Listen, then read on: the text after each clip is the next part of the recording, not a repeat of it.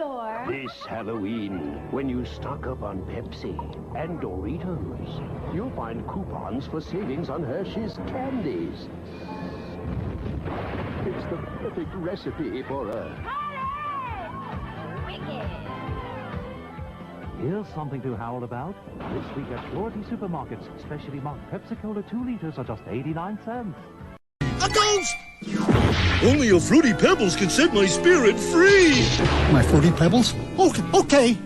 Frighteningly fruity flavors! Thanks, Fred. Bonnie!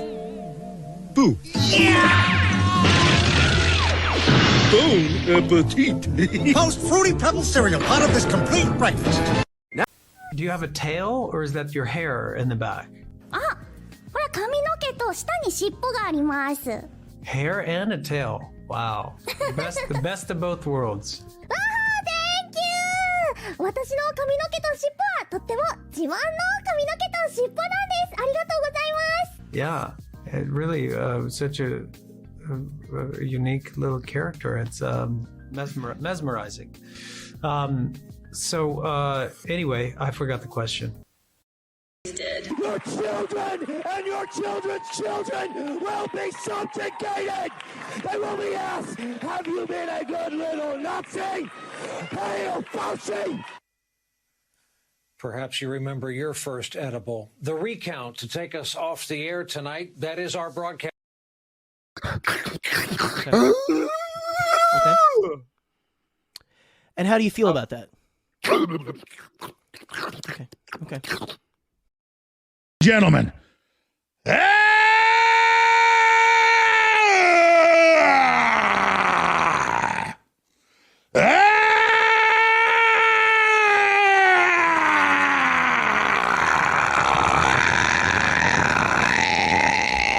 From the front lines of the information war, it's Alex Jones. Living in America. There's nothing wrong. No, I'm not. Yeah, I'm out on love. Out on love. Alone from night to night, you find me. Concerned about that? No, Dageshan. I'm concerned because there's nothing wrong. And what are you going to say to your fans when they ask you some... I'm going to say I feel good. Papa's got a brand new bag. It's a man's world. What you're going to be doing on this tour? Jam. Source, there you are. And we'll be doing a lot of good things, and hopefully we'll get Brother Ted Turner on the cover. Ted, where you at? Hasta luego. こんにちは。ボンバットファミリーと私たちのライブ放送へようこそ。私たちはあなたの視聴とリスニングの喜びのための素晴らしいショーを持っています。今あなたのホストスコッティ・ジェイロとジェリー・ケーブルにステイ・ボンバードを楽しんで覚えておいてください。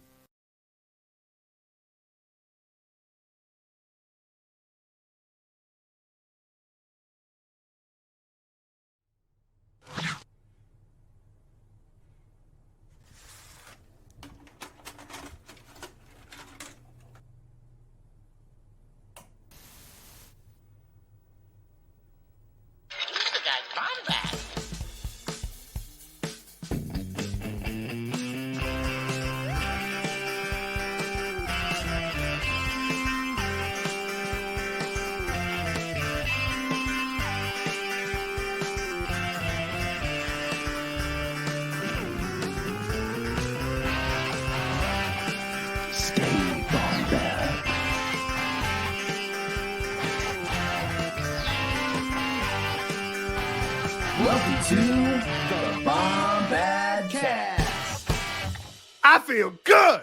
Papa's got a brand new bag. It's a man's world. Jam. How we doing tonight, fam? Hope everyone's doing okay. Very excited to be here. I've got two wonderful people joining me. Before we get to those wonderful people and to see me get panicked and freaked out live on stream, which will happen, I almost guarantee it, because I am kind of a softie when it comes to getting creepy. I don't do it often, but these two weirdos I'm with today do it often on like very unhealthy levels. Anyway, Bombadcast every Thursday. You've got us right here.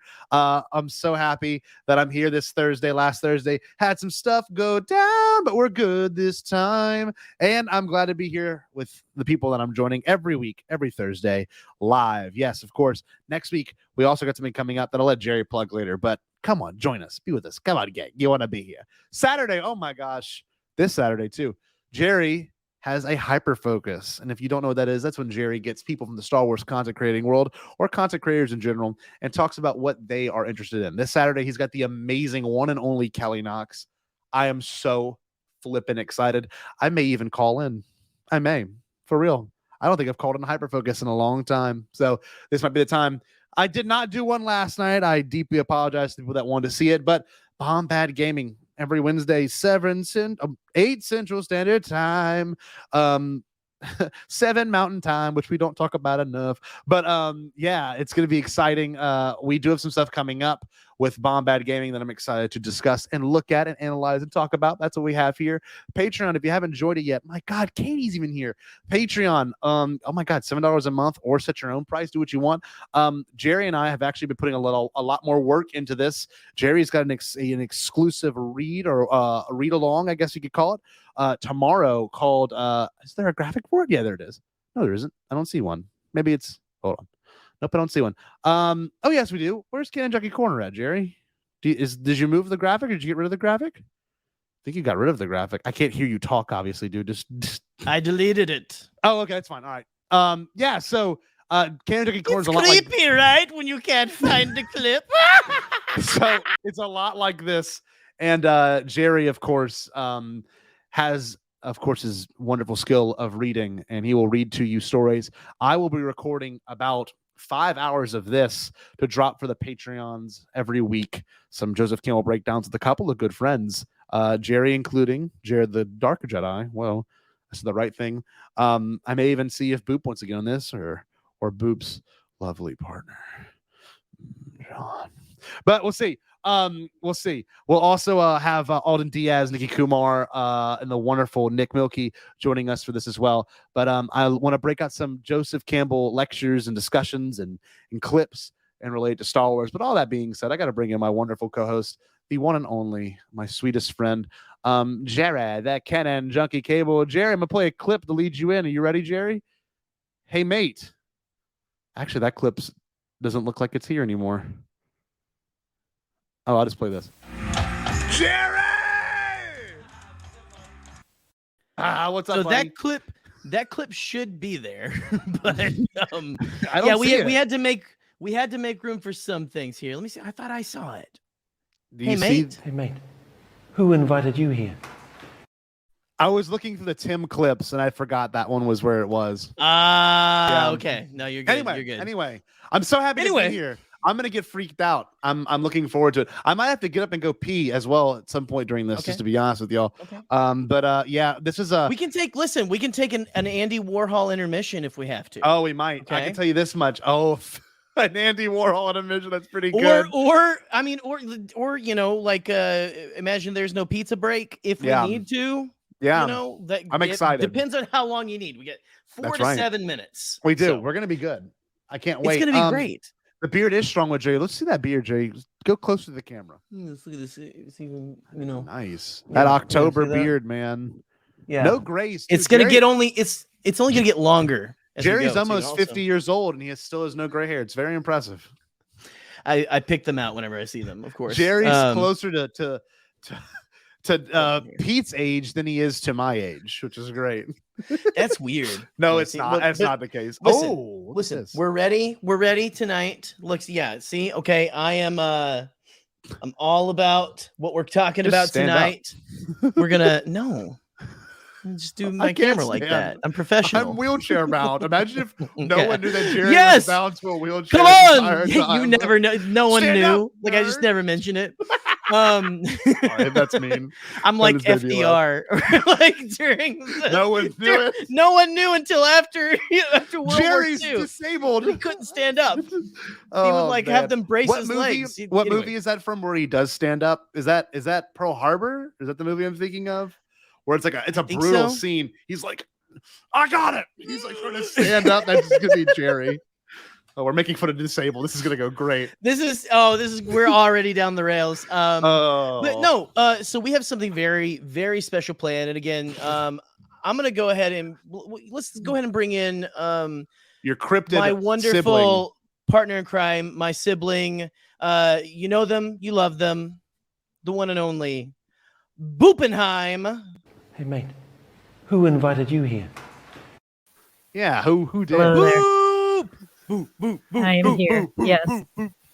Wow, you want to be in a Bombad sandwich? There you go. I don't like the way that sounds, but you know what? No one, here now. Yeah, no, we all. Hey, we as all long are in as a you're not Bombad from sandwich Biloxi, Mississippi. constantly. As long as you're not from Biloxi, Mississippi. That's all I'm gonna say. As a deep cut. No offense to our Biloxi listeners, watchers, whatever you are. Oh, man. Yeah, Nice place. this is great. This is going This is great. a great place. Oh, one of my students. Hey, kiddos. Hey, kiddos. Ah, Children, how you doing? children. Listen, Guys. I am not above scaring some little children shitless like we can do. I You know, know. that's one of the fun things of even being a parent. You know, like Eleanor, we were playing hide and go seek, I hid from her while she went to her room, was coming back around the couch, and went rah, and she loves it. She loves it. It's great. She really does love it. But That's good. yeah, it's one of the great joys of life is scaring children. So bring it on. That's what I say. I'm excited. But anyway, I want to get scared. Well, I want to get scared.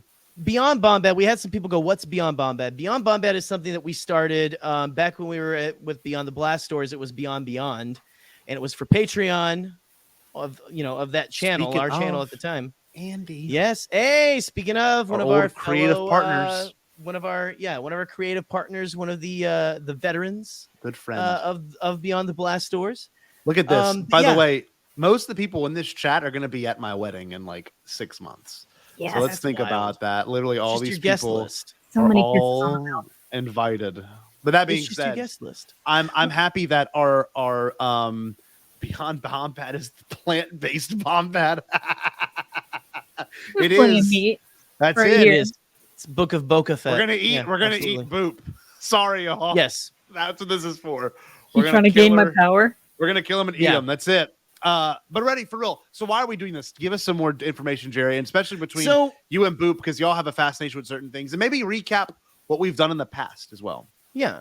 Well, so like I was saying, we started this as like a little throwaway thing we were going to do for Patreon. We talked about the Kelly Hopkinsville Goblin encounter in that, which is kind of an alien encounter, but a weird one, kind of weird off. And again, so that one, I don't know how if we're ever going to be able to have access to that ever again.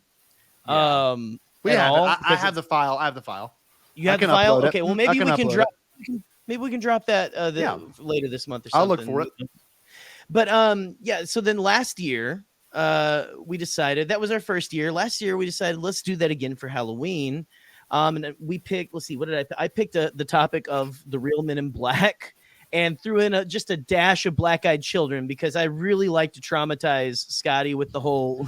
I almost said F you. Tulpas are the most horrifying. I literally almost said the F word to you right now on stream. God, I almost did it. I'm home alone. You thought of them, didn't you? Don't think about them. I'm home alone. Don't think about them. I'm literally home alone. Sorry. I'm sorry. Let's not do this. We got to take it easy guitar. on Scotty right now. We got to take it easy on Scotty right now, because we got to save some of that energy for here in a minute. But no, but this year, I was like, who better to get involved with this than my sib from another nib, my wonderful, wonderful friend Boop, who, again, like you said, we're both freaking weirdos and we love this shit. So, oh yeah, y'all are fascinated. Y'all are fascinated. Very big, and like we've both had even encounter like our own like experiences of different things. Nothing to the extent of anything we've talked about on this show. Yeah. Nothing quite profound. Well, that I know of. I can't speak for Boop, but we are going to be talking about the experiences that we've had at the end of the month. On our Halloween show, like the show right before, I forget, it's the last show of October. Last show of October. When Scotty is rocking out with Paul on the boat. Mm-hmm. Yeah. I think you guys are leaving together, right? Like you're going to he said we should walk this time. And I said, we've never done this in the past. And I don't plan on walking to California because he walked to Anaheim. I don't know if you knew that, but Paul walked from Baton Rouge. Yeah, no, he started to in Anaheim. He started in like March. He started in mid-March. He walked all the way there. It was quite a trek. He said he met a lot of fun people on the way. Of course, did a lot of ayahuasca, which is only found in South America. So I don't know in what way. I think you took a little bit of a turn in Albuquerque or something. I think he drove a portion of it, but he won't tell me how and what way. Right. Well, let your body be your car, man. Like fill it up with gasoline. Whatever. Taco Bell, right? Diesel fuel. Put compressed air in it. Yeah, no, I'm glad that Paul had his Forrest Gump-esque it was a trek. He told me about it. So he started walking. He started walking really cool. Last week. So I don't know. It's coming up soon. But anyway, I'm excited to see what you have for me tonight because last year I got freaked out. The year before I got interested. I like UFO stuff. Okay. I do not like because last year we talked about the Men in Black, and if you can go back and listen, which it's tertiary too. Oh yeah, it's tertiary. But like there's certain other things that like I told Gerry this in private. I don't, and my exact words were, I don't mess with demonic shit. It's the exact word I said because I don't. I don't welcome dark energy into my life when I don't have to. And I genuinely believe some things that people discuss with a fascination end up manifesting that in their reality. Like the Black Eyed Children. Like if I really fixate on that, like you never know. You know, like that's something that and I know Gerry does. And I welcome UFO stuff. I have deep interest in that. But when it comes to like certain things, y'all told me this story is more stuck to one place. So I was down to talk about that because I find, you know, like the Myrtles in Baton Rouge. It's a very famous haunted plantation down here, and literally like there's like slave children ghosts that like are on the premise of the place, and you can capture them in photos, like that kind of stuff. I'm like, oh, that doesn't mess me up that bad because that's rooted in history, and I'm very eager to see this because this sounds like a Vecna level kind of thing for the most part. I Honestly, have no idea he mentioned that to me, Boop, when we were when I was trying to calm him down and say, look, it's, you know, and a lot of people will call this demonic, but it doesn't read as demonic to me. I'm not sure on Boop's when I say demonic, that means like seance level. Like trying to summon a demon, a dark energy. Oh no, this could be that. I don't know. That's the fun of this. You're gonna see me react live to whatever we end up hearing today, which I'm very excited. Look at this. My student says I'm the most beautiful Bombad boyo around. Thank you, kiddo. Aww. I appreciate it, bud. I appreciate it. But anyway, I had a conversation with Megan. Andy, go check my Twitter. Hold on, I got screenshots. I have to say one thing before we get started. Let me pull up this big. Okay. For those that don't know, William won. He entered in, I think, $120 to Potathon. This is a 13-year-old doing this. He had money that he could spend for Potathon. William was lucky enough to win 2 things. I want to give him a shout out right now. And I think he's going to tell his parents that it was a Bombad giveaway. I don't know. Let me take these headphones off real quick. Look what William won, Boop. Hold on. I got this package in my house that was 5 feet tall. I'm like, what could be in this package? Here we go. It was 5 feet tall. That's as tall as Reagan. Yeah. you see what's in my hands? That's a $300 lightsaber that Hasbro sent to William for winning the Grand Potathon prize. If we knew that it was the dark saber, I think more people would have entered. And I'm not kidding. I think we would have had more donations because he won this. It was just billed as a Hasbro thing, right? Like yes, we didn't know what it was. We had no idea what it was going to be. Incredible, absolutely wild. Do not. And for my other students watching, I am not choosing. I'm not choosing favorites. I had no control. You can go back and watch the stream. It was automatically chosen. Giveaway. Yeah. Last giveaway. Yeah, it is badass, Andy. I agree. But anyway, let's hear your story. This is the first time in a while where I'm not in control of anything, and I get to sit back and literally just hear this play out. I'm so excited. So for anyone that's scared or gets scared easily, this may be your time to have a good evening because I don't know. Yeah, well, no, you're not too far off. We were going to put some disclaimers. There is some stuff in this that if you don't like any kind of scary stuff at all, like if you're not into that period, Like you can't even do like the historical ghosts or like Stranger Things or anything like that.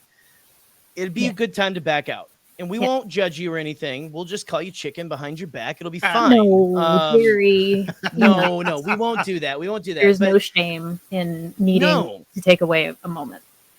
Absolutely, but there are some things, and Boop, I don't know, like what we've got. There are several things that happen in this story that are fairly intense. You know, if you're just again, we'll warn you before some of these things come up.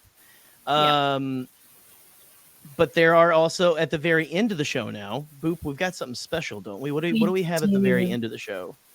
Did we decide which was at the very end? Because I don't remember. Was it the recording? Or was it the visual aid? Oh no, the visual aid's going to come in the middle of the story. We have visual aids. Oh, okay. We do have visual aids. I think that's what Connor has. That's a joke that Gerry made. The most of them are just listen.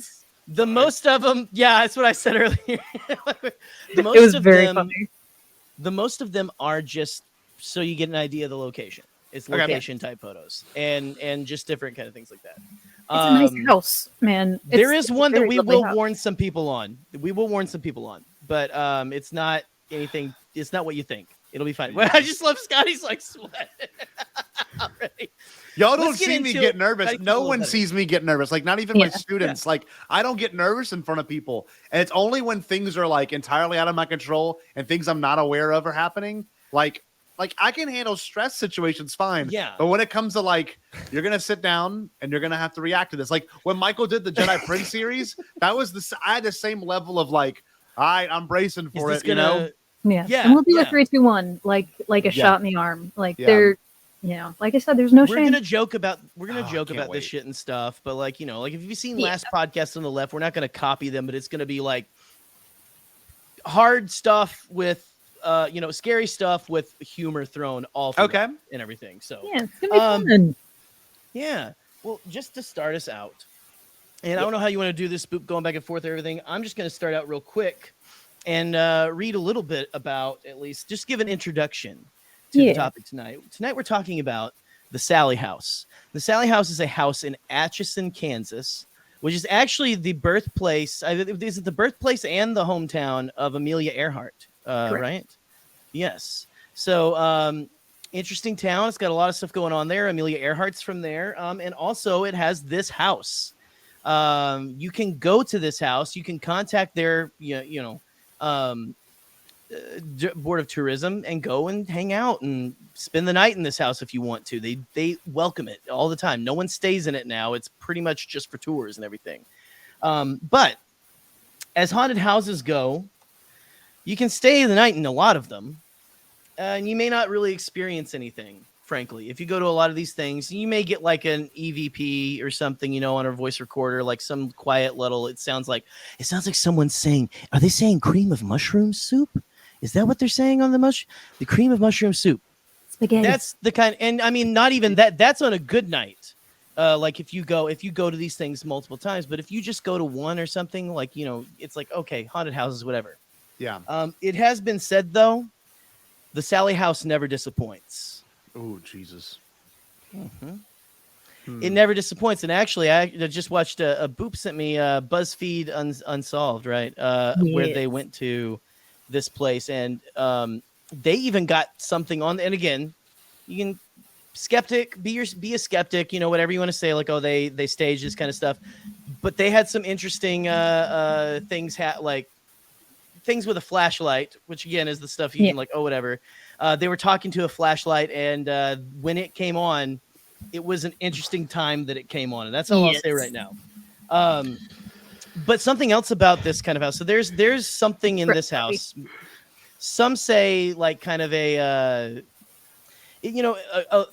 there's something I think human to this a little bit, right, Boop? It seems like there are some human spirits, but it also seems like there might be something a little inhuman going along with this. I am a believer that energy is the most prevalent thing in hauntings and stuff. Yes, dear. So I'll do that often. When you say, like, obviously, energies are something that you can always consider to be like a negative or a positive thing. And I'm a deep believer in like energy never dies. Like truly, I know physics it doesn't, but I mean the human spirit and everything behind it. Is this? This might give anything away. If it does, don't answer it. But is this believed to be like a previous person that resided here, or is this to be believed this is like an unwanted energy coming into that zone, that realm? Little column A, little column B. Okay, so it's kind of like a what's it called? When two things cross, in like a spiritual plane. I'll think of it in a second. This is kind of like a I believe they call that touching docket. tips. Say it again. Touching tips. No, that's what we do. No. Right. My bad. Fingertips. We're like ET and Elliot. What did you say? Let me think. Is this like I'll think of it. It'll come to me. You weren't far off with your your Vecna thing. It's not like we said. It's not far off. Like, okay. Honestly. Mm-hmm. But again, very spiritual things going on in this place. So let me go ahead and take a little bit more pressure off you, Scotty. Yeah. Whatever is in this house in Atchison, Kansas, and actually we have a picture of the house. We have the visual aids. You pull it up, and I'll go back to the borders whenever you want me to. Okay, So all right. Look at we're pros at this, guys. Okay, but right here, this is the house. In Atchison, Kansas. This is the Sallie house, a little unassuming thing. It was built, was it the late 1800s, Boop? Why don't you I think you have a little bit more of the history down of the actual house. Don't put that on me. Yes, I believe it was built in the late 1800s by a doctor and his wife. The whole doctor thing will come up later, obviously. It's been in that house. That house has been in that family for, I believe, 4 generations. Wow. Until Les. Remind me of his last name, Jerry. Les Smith. Remember. Les Smith. The current, we think current owner of the property. He's still the owner. It is kind of up for sale though at the moment. If we feel like getting into real estate, I saw that for $1 million. I think you can buy this haunted house. So if you want to buy it again. This is you're paying for a lot of ghosts and something else possibly. So it's pretty expensive. But again, just a nice little assuming, non-assuming place. Yeah, at a private practice kind of medical office right up at the front of the house. The house was actually flipped at the turn of the century. The back of the house seems to be the front of the house. Oh, okay. Yeah. So and then that tends to happen to houses for some reason. They build the streets on the other side and they switch them, I guess. So yeah, it's all in industry, whatnot. But yeah. So you were saying the medical thing or whatever. Like maybe should we maybe talk a little bit about that because it kind of can feed into I think what we're talking about here. Possibly? I think it would add some good context. So C.C. Finney is the patriarch of the family. He is the doctor. So a lot of people in town come to him for medical advice, emergency surgeries sometimes. Unfortunately, that is necessary in the 1800s. And he gives haircuts too because they did that back then, right? Exactly. Yeah, so. A barber surgeon can give you a sick fade and an appendectomy, man. It's convenient. One-stop shop. Exactly. Yeah. So one night, C.C. Finney, I keep wanting to say C.C. Tinsley, which is completely different. MC? Yeah. Oh, wait. You're right. It is. No. MC is the one that built the house. It's C.C. that's the doctor. Oh, right. Okay. This got you. Yes. It's the next generation. There's a lot of C's. I'm pretty sure there's a Charles in there. People just named their kids, random collections of letters back then, kids. I'm just kidding. No, it was more than that. Like Skeet Nut. Please, no. Yeah. Which is your legal name. Absolutely. So I told you that, Boop. It's excellent. It's an excellent nickname. Skeet Nut. Yeah. So one night, Christian name. C.C. Finney, the doctor, is at home with his wife. It's like really late at night, if you believe the legend. A family that lives down the street brings their daughter in, who is in a lot of pain, having a a lot of stomach issues. Like she has an intense fever. And so the doctor's like, hey, I can see if I can do an appendectomy. And it puts her on the operating table, does not wait for the anesthesia to kick in before he cuts her open. Oh, Jesus.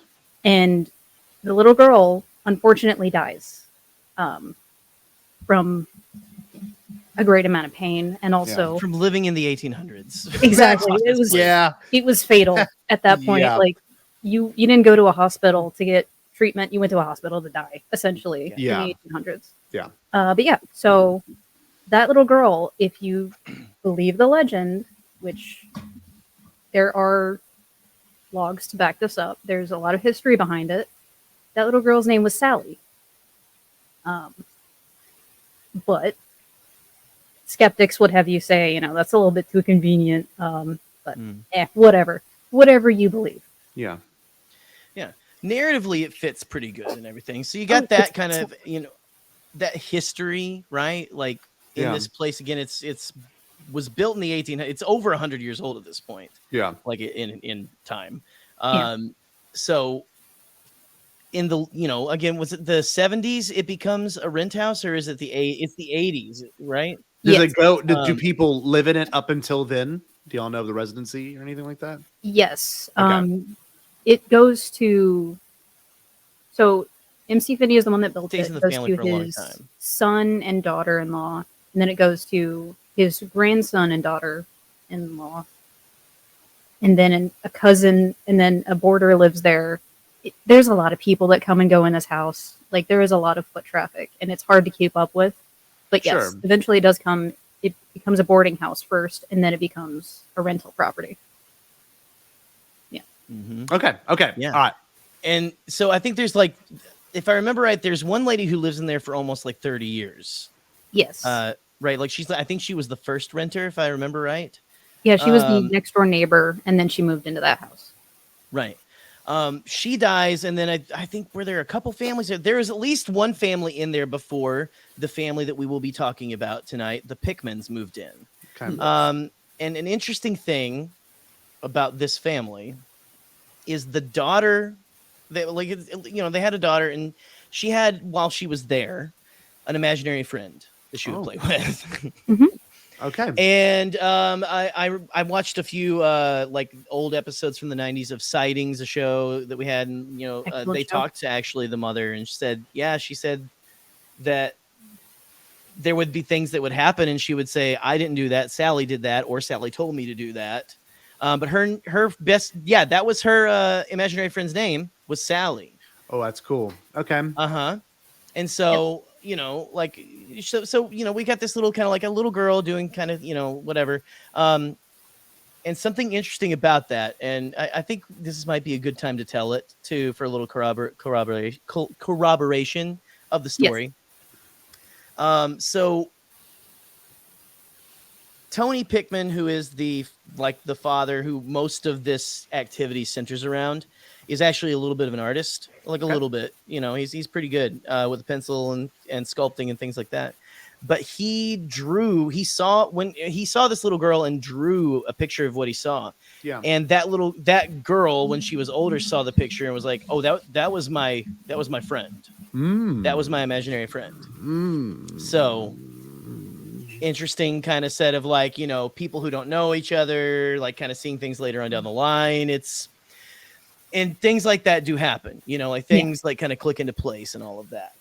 Yeah, the name Sallie comes up quite a bit in this story. Of course. Throughout the history of Atchison in general, really.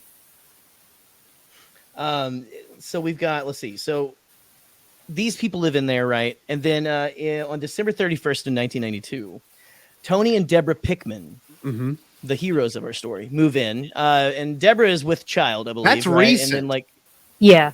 Okay, this is what I wasn't expecting this. Uh-huh. I thought this was something that would happen. That would have happened. It's in a lot the 50s scarier or the the closer 60s. it is, isn't it? This is when I went to see Freaky. Jurassic Park, dude. Yeah. Yep. We were all still either alive or about to be alive at this point. About to be alive. Yeah. Listen, I was 6 years old, living my best life. I was 5 at that time, 6 when I went to see Jurassic Park the next year. A lot of this stuff continues into the next year. Is that what? What did he say? Jesus Christ! Oh, what the hell, man? What This is a website? family show. Oh my god. Scotty Okay, getting so- scammed. So they move into this rental house and everything, and they have the baby either right after they get there or right. It's kind of fuzzy. I think it is, like you said, January when the baby's born. Yeah, they move in December, and I believe, Taylor is born in January. Okay. We got people disturbed already. Scotty, is that one of your students right Yeah, now? it's one of my kiddos. Baby, we ain't even there yet. It ramps Listen, up. this So, is if to this is track doing it, it for you, just wait. If you're just joining, a young lady named Sallie died in the house in the late 1800s because she had a botched surgery. And then they had gone through different owners. So at the time, one child claimed that they had a friend named Sallie in that same exact house where it's named after. Now a new resident has moved in, and it's 1991, 1992. Okay. It's actually December 31st, 1992 when they move in. So this essentially takes place in 1993. Yeah.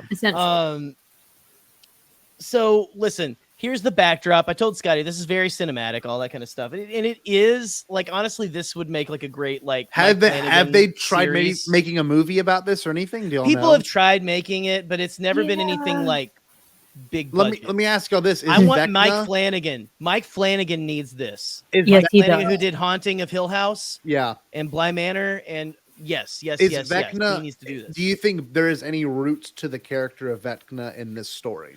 No. Okay. And it was that. It's not. So when I say that, it's just interesting that you brought up that kind of that kind of haunt, that kind of almost inhuman entity, which he actually. Spoilers for Stranger Things 4. Yeah. Anyway. Excellent show. Right. It's fun. Perfect. So things started very innocuously, like when they were in there, like they said they started having like lights randomly dimming, things like that. The dog they would have times where the dog would just be staring into the nursery, growling and everything. And like, it's always when your cat is looking like in a corner of the room that you know, or like your dog or your kid or whatever, because that does happen. You wonder if it's stuff like this, but the dog sensed something and was like, he didn't like being there. The newborn baby would be kept up constantly through the night, more so than usual, as if someone was, as they said, this is a quote, as if someone was playing with him. Ooh. Yeah. Nope. I'm gonna get Obi in here to calm me down. You're good. You're good. Obi. You're good. But yeah, no, it's like little haunted house stuff like that. Yeah, you know. I think Scotty can still hear us, but like, one interesting thing I thought in the interview that we were listening to from, again, we took a lot from the podcast Astonishing Legends. They do a 4-part series on this whole thing that it's very deep dive and very like, if you don't like the minutia of all this, you're probably not like, listen to the first episode and you're good. Yeah. Or even like the middle of the first episode. But it is like they investigate, they get in, they have experts on to talk about that, like, and not paranormal experts. They have like experts in like, you know, like radio technology, this kind of stuff, like, you know, things that make sense. Yeah. And the reason they talked to the people, right, who experienced this, Tony and Deborah, because they wanted to dispel a lot of the rumors. There are a lot of rumors that go along with this house. Sure. Frankly, because a lot of weird shit happened here. Yeah. A lot of bad shit. Okay, so a neighbor, here's the thing too. So Tony actually said that he's sometimes like the ceiling fan would spin on its own, like just whatever, and said that the little pull chain, it's like sometimes it would like be like bouncing, like someone was standing underneath it, like flicking. Something. Cool. And here's something interesting about talking about the baby not being able to sleep in the nursery, which a lot of activity centers at this nursery. Okay, the room that the nursery is in is fraught with activity. Yeah. To this day, a neighbor to this day, that's like one of the hot spots. That and like the master bedroom closet. It's like the gateways in Poltergeist and stuff, frankly. Exactly. So a neighbor could actually see the nursery window from like her house. And one time, apparently, Deborah said this in this interview. One time she asked if why she kept the light on all night. Yeah. And she's like, I don't. Deb always went in and stepped it. She didn't. She never did. Yeah. Tony would hear footsteps running up and down the stairs all night. And they had cats. So they had dogs and a dog and I think a cat or two or whatever. I think they had two cats. They had animals. Right. Oh. And because they were saying they thought it was the cats. And if you have cats, they just run. At 3 in the morning, they're like, now is time for me to run my half marathon. Here we go. And so they thought it was them running up and down the stairs all night and stuff. Okay. One night, Tony's like, I'm going to stop this. And he goes, hides at the top of the stairs, is about to jump. And we actually have a picture of the stairs here. Come to think of it. Here you go. There's a picture of the stairwell. Nice it's like actually right at the front door. So as you walk in the front door here, this stairway is kind of off to your left right there. Yeah. Okay. And I believe that's the master bedroom at the top. I believe. Okay, right. Oh, I don't know actually. Yeah. You're probably right. I actually don't know the layout of the rooms up there. But anyway, so we've got Tony, okay, we'll keep it on here while I tell this, okay? So they would hear footsteps running up and down this, like, it was small enough they thought it was the cat, right? Running up and down constantly. Tony hides up there, I'm guessing kind of off to the side right there. He's going to grab the cat, one of the cats, and like put him in the room or whatever to like, hey, calm down, Yeah. Like say like, come on, dude, get off the catnip. The footsteps reach the top of the stairs and there's no cat. Just a wind whooshes by him. Yep. And you hear little kid laughter, which probably sounded a lot like this. Yeah, he said he just went to bed, slid back in, and just like tried to forget the whole thing. Now wait. When it comes to this sort of thing, just because I want to think about it, were they? I guess maybe they were alarmed. Does it feel like an unwelcomed spirit at this point? Do y'all think, or do you think it's a whimsical child just being a child? I think it hasn't gotten intense yet. Okay. So this is all still just the tertiary, like noises and moments and things like exactly. that. That's stuff fair. in every house. Yeah. But shit is about to get real. Let me take a sip there. But so okay. Let me try to think. What was I going to say? We've got running up the stairs. What was I going to say? I was going to say anyway. I believe next is the teddy bear incident. The teddy bear incident, yes. I was trying to think like my God. Okay, ADHD is a hell of a drug, kids. Watch yourselves. Oh, dude, it's insane. Like it's like being. This is the same feeling of being on a roller coaster. Getting scared is the same feeling of being on a roller coaster. It's the adrenaline rush. It's the same thing. So all this just weird, innocuous stuff would just constantly be going on.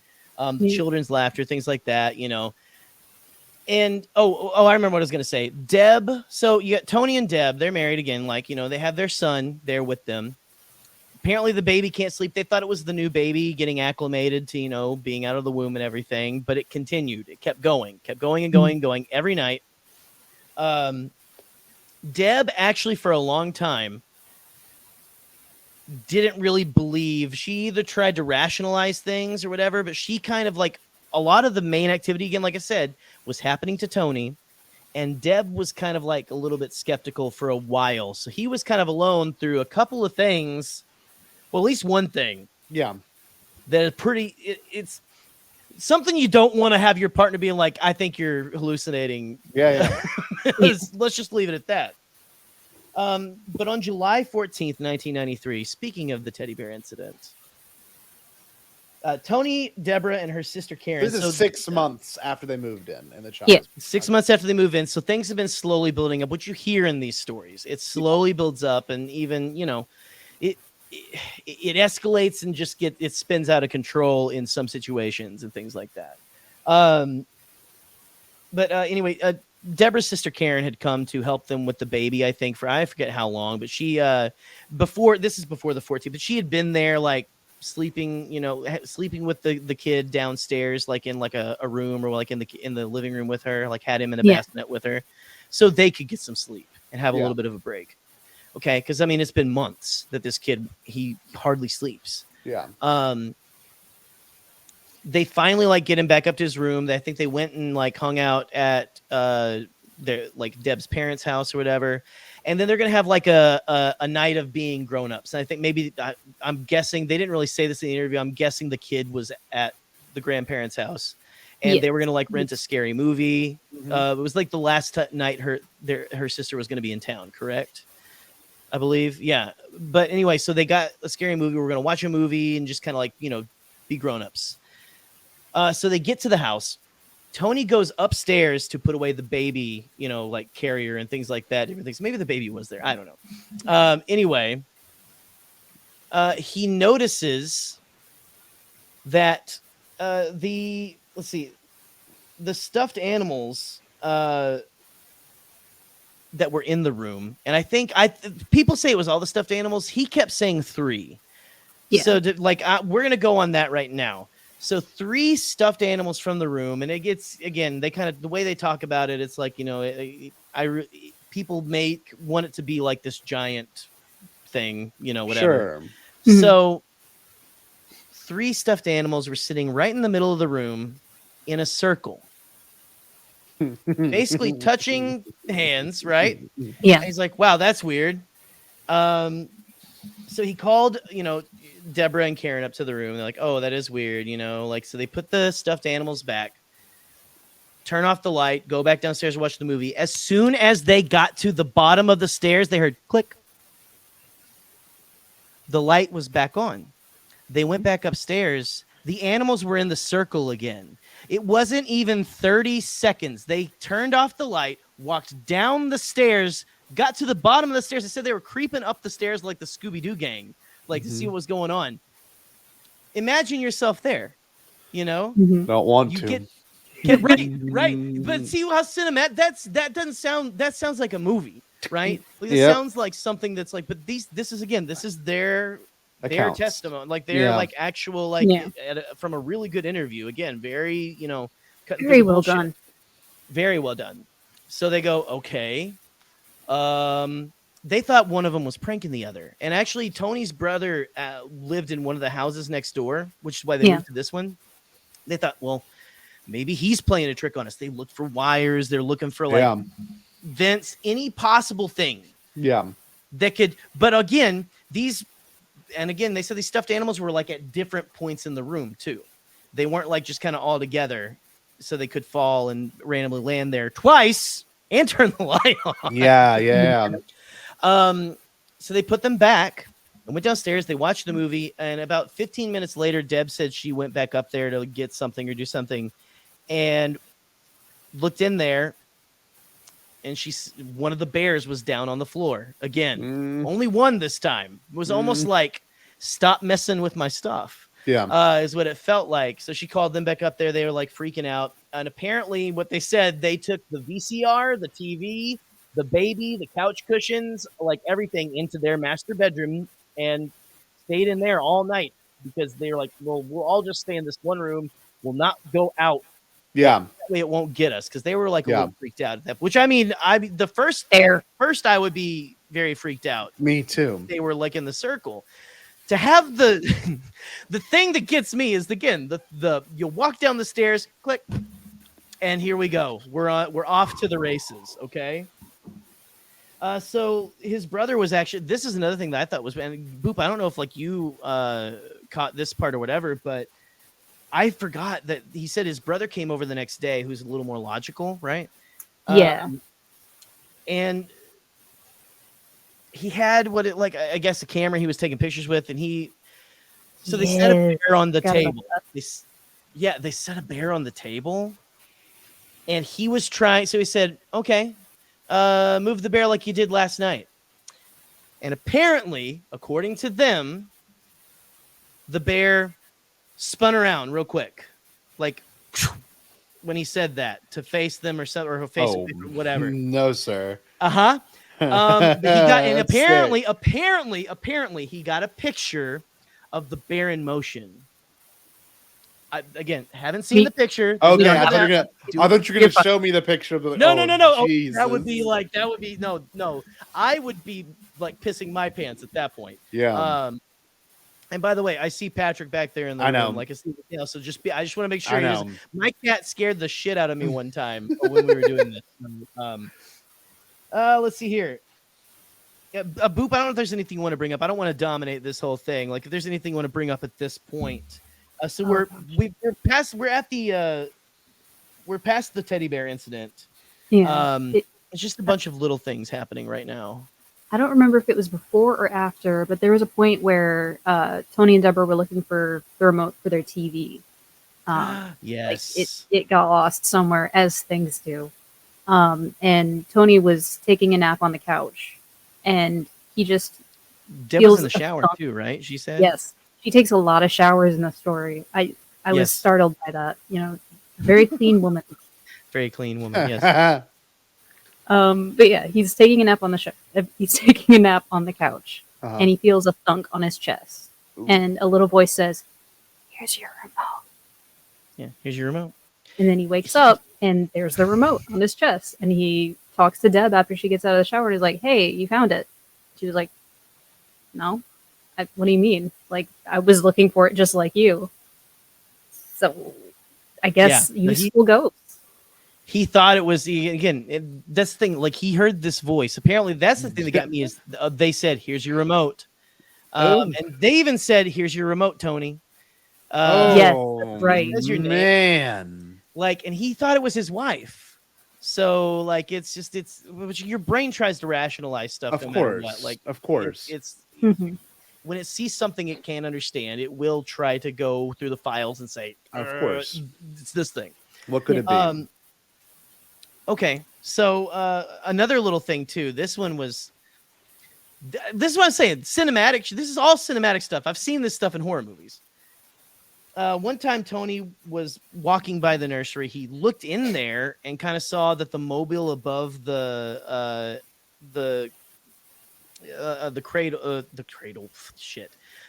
crib was doing like a little like kind of spinning slowly. Yeah, and he kind of peeked his head in.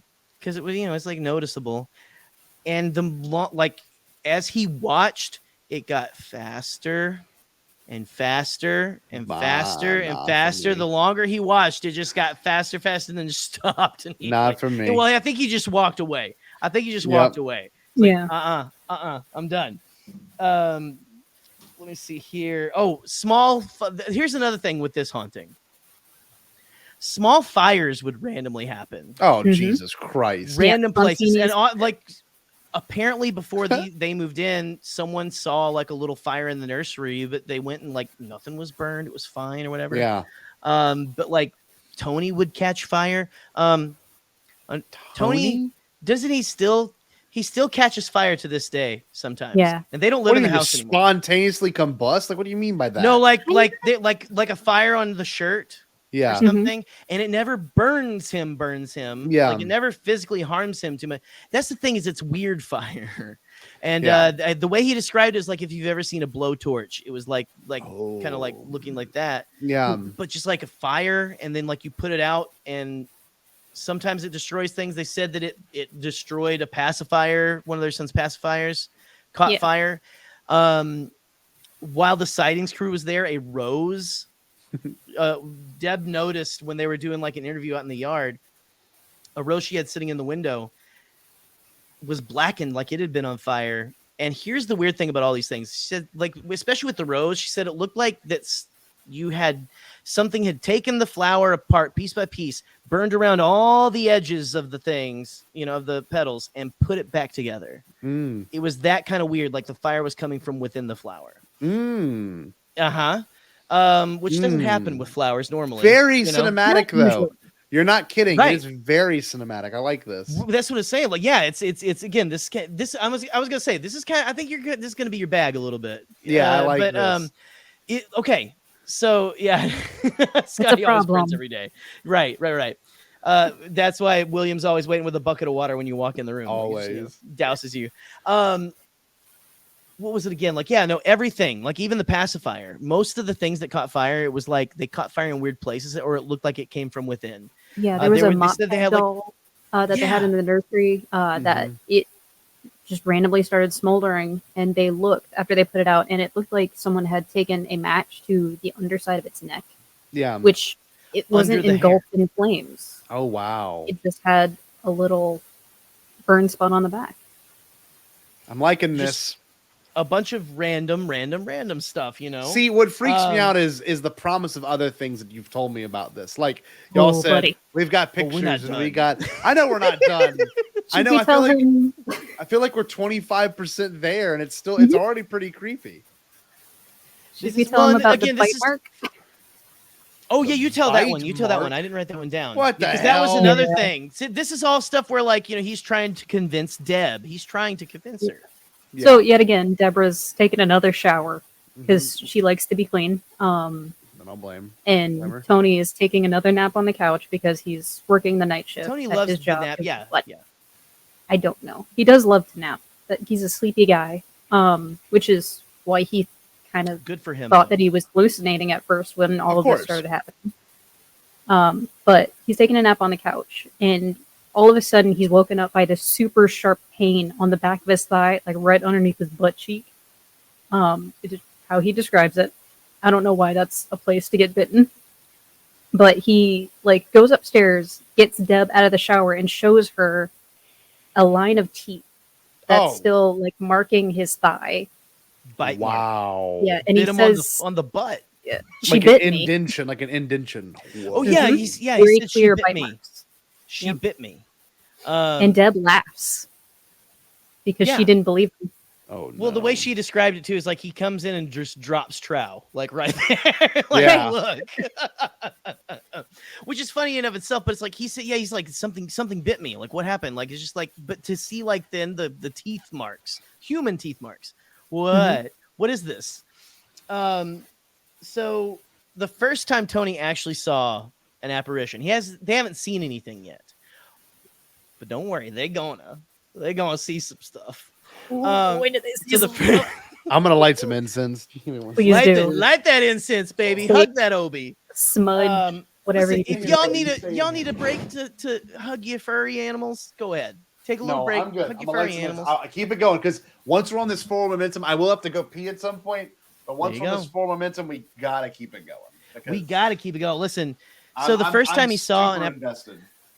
the first time he saw this one of the apparitions, the first time he saw a ghost, because again he was talking like he didn't want to believe in ghosts, he didn't really believe in ghosts and everything. That's the other thing, is a lot of times when this stuff happens to people who are like not super into it, that's when there's something to this. So always first time Tony saw an actual apparition, he had come home from work one morning. And went to the kitchen and poured himself a glass of juice. He said it was about 7:37 in the morning when he got home from work. So he goes to the kitchen. He pours himself some juice. Yeah. And you can just imagine, this is cinematic too. He turns around with the juice, right? We turn around with the juice, standing in front of the basement door. Mm-hmm. He saw a little girl. Nice. It didn't really click with him at first what was happening. Yeah. Tony said he thought, man, this little girl's dressed funny. Oh, Like it didn't. my His brain wasn't like God. connecting. He's like Nice. what? First of all, why is a little girl in your house? No, it's like, the man just got home from work. It's 7 a.m. Like, why is this little girl dressed so funny? Mm-hmm. And apparently she was wearing a white dress that looked like it was from the late 1800s to early 1900s. Again, Jesus Christ. He's not And he here said right now. She just stood there staring at him, not moving, staring. That's another thing with these like a lot of apparitions and stuff. It's like usually it's there and it barely moves. It's almost like a 3D picture. It's waiting for you. It's waiting for you to move. It wants you to see. Yeah. That's what it wants. Okay, she was staring at him, and according to Tony, this makes it worse. Her eyes were open extremely wide, as if she was frightened, like he was the ghost. So just a still girl, like an astral plane, right? Like they Yeah. both exist on the same. Like, here, I'll look into all your souls. Yeah. Like anyway, yeah, it looked like she was like looking. Yeah, thank you. That was creepy, Anyway, Gerry. thank you. Anyway, He said, Austin said, just call the Ghostbusters fam. It's simple, kiddo. That's right, bud.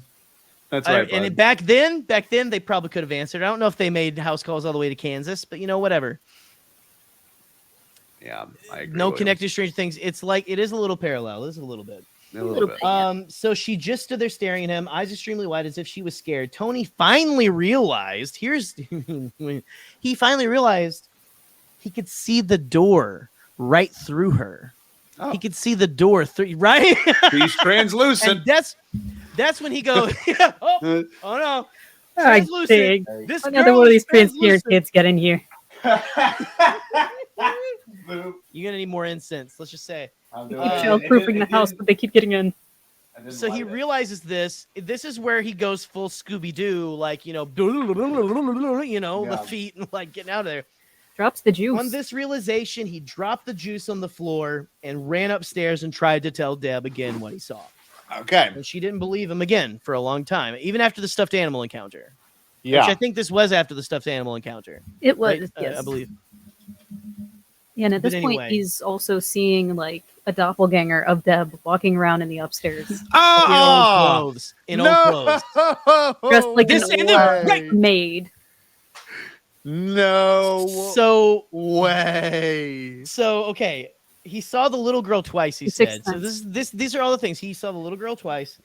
He also saw this woman who had the face of Deb, but was dressed in these old clothes.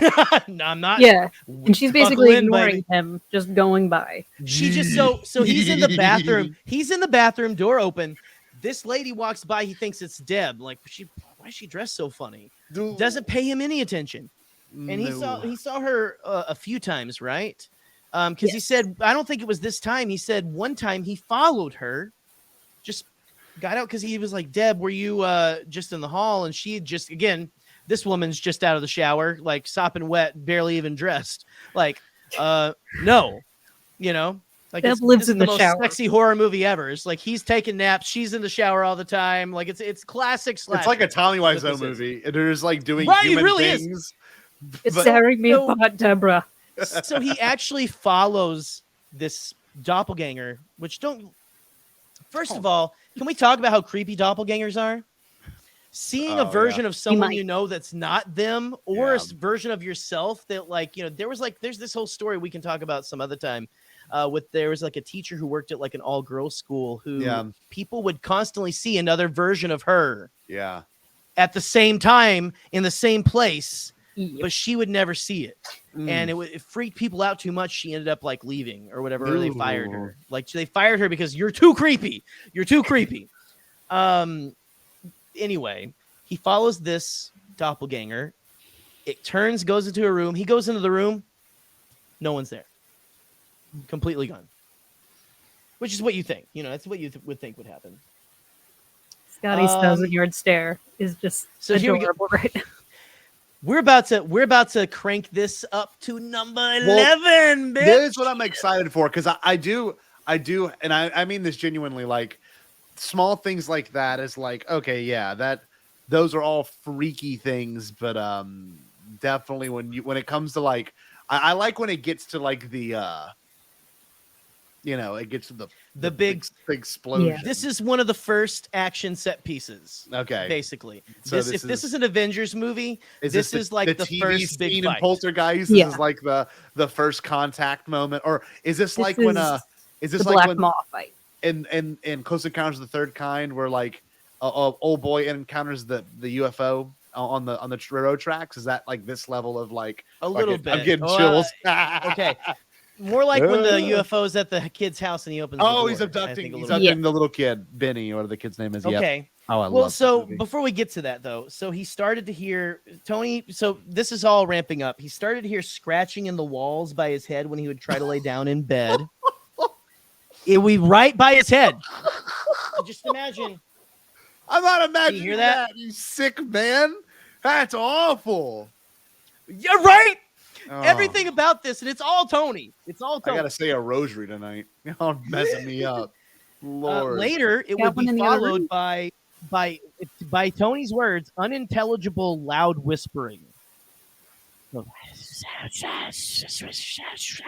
I hate Jerry so You much. hear in everything. Yeah. You hear this in everything. It's in Yeah. all the things. This is in freaking Ghostbusters. They're speaking Sith. Exactly. It is in the Right. last. It's in Cross. Whenever I'm afraid, I always imagine I'm a Ghostbuster, and nothing is unghostbusterable. We're watching Anyway. the Phantom Menace after this, by the way, so you can. You got it. This is You what got you're it. doing. You just convinced me to stay. Okay. Sorry. And now we come to what we like to call bedroom experience number 1. You never Boom! forget your first, baby. This is the airport fight in Civil War right here. Yeah. Is what this one is. So bedroom experience number 1. I'm going to try to read this word for word here. Again, Boop, feel free to comment. Scotty, feel free to comment. Tony was trying to sleep in the master bedroom when he started to hear the scratching again, followed by the whispering. So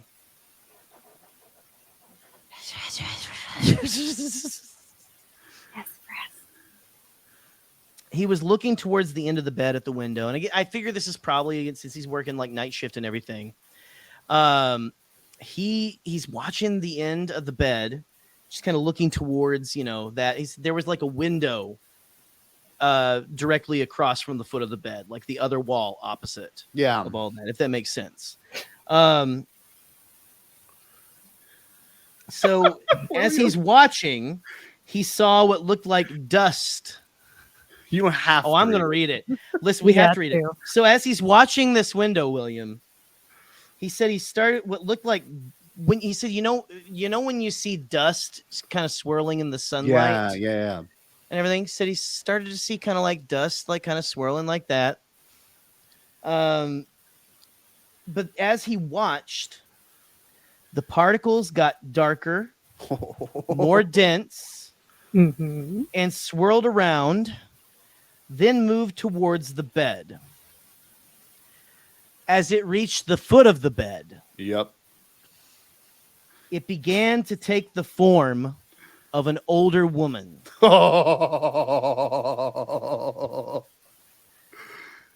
This older woman was clad all in black. She had a brooch around her neck. So this is old school. Yeah, this is old school. And he said she didn't so much walk as float. Like, it was like she was walking, but like, no. So imagine just, that's creepy. Just someone at floor level just moving so smoothly. Maybe she's standing on a no, Roomba. thank you. Yeah, we should like, listen, yeah. And again, this is 1993. So I'm sorry, kids. I'm sorry, William. No Roombas, no hoverboards, no nothing like that. Father Jerry Martin. It's one of the priests at our school. Get your. I was gonna say that. Now, gang. Okay, that's all he speaks. Sorry. Now, gang. So she didn't so much walk as she walked so much as she floated towards Tony. According to Tony, by this point, it seemed like World War III was going on in the bedroom. Now, they had 2 side tables on each side of the bed that for each of them. And they a had water little bed. drawers in them. They had the little drawers, like the one single drawer and the small table. Oh, God. Like nightstands. Both of these side tables, the drawers were opening and shutting over and over again. This is Ghostbusters level shit. It is. This is Ghostbusters level. So that's what I was like. This is like goo. This is like Close Encounters whenever like the vents are opening and I'm things are telling you, like yeah. the record starts on the record player. Yeah, this is good.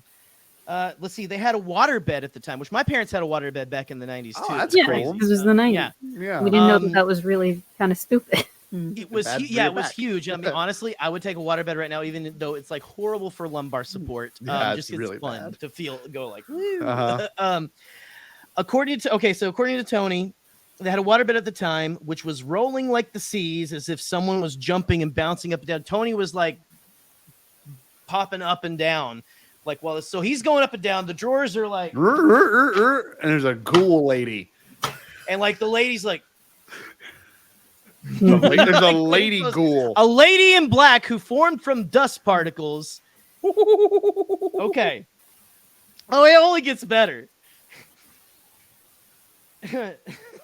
So the top. Okay, so they had a tall boy dresser, I guess, at the foot of the bed as well. Which I don't really know exactly what that is. But like a exactly what kind of dresser? Yeah, but apparently the top of this dresser, lifted up and did a full circle and slammed back down.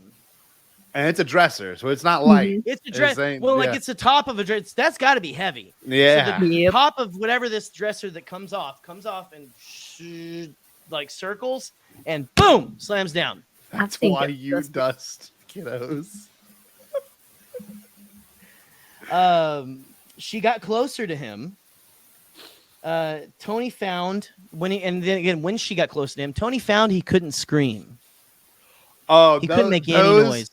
I've had one experience of sleep paralysis, and those are awful. And if this is that, I think he could move, right, or something. But I don't know, like it could be sleep paralysis. God. But this is a hell of a sleep paralysis dream.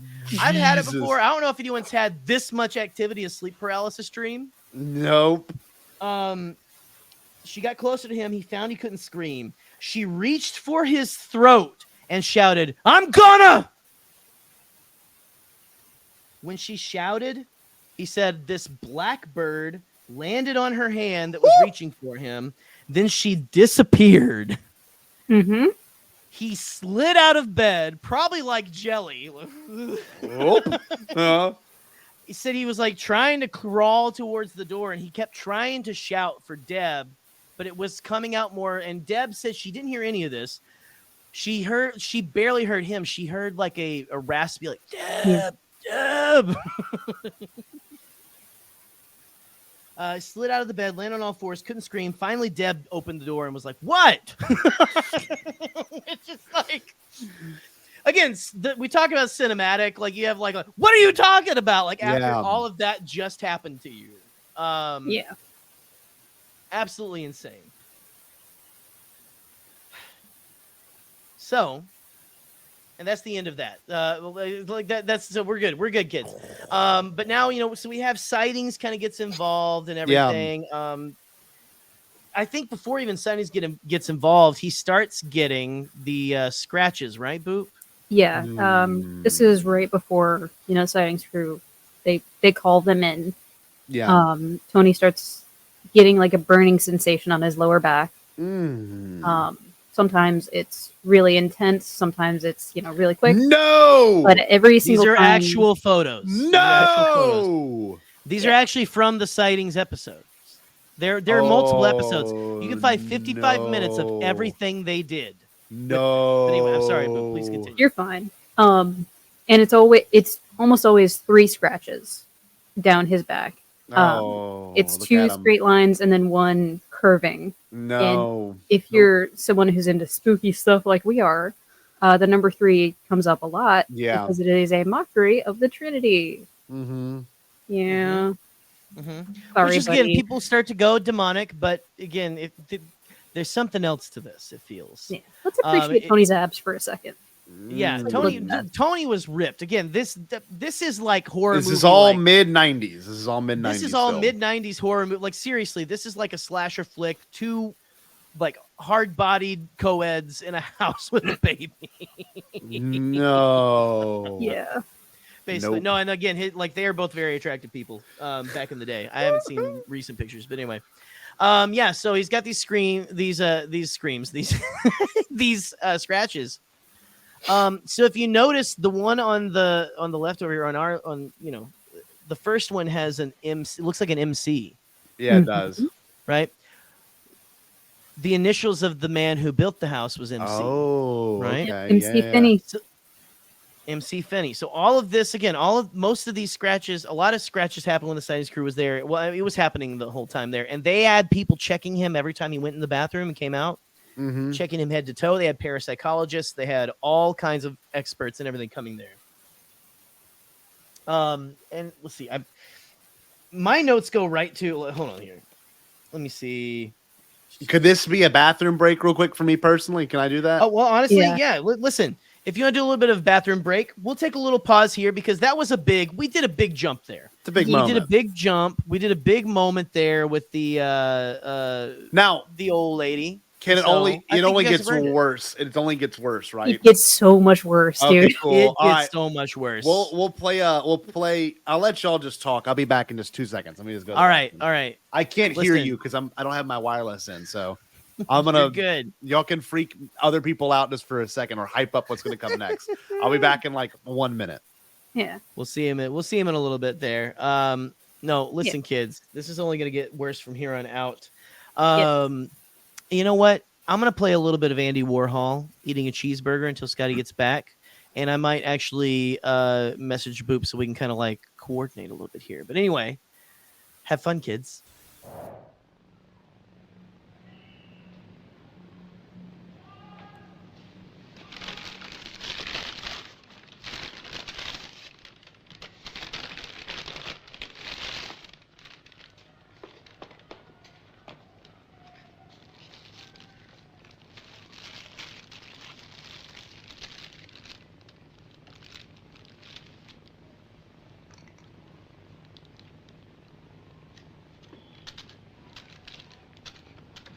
Doesn't come out.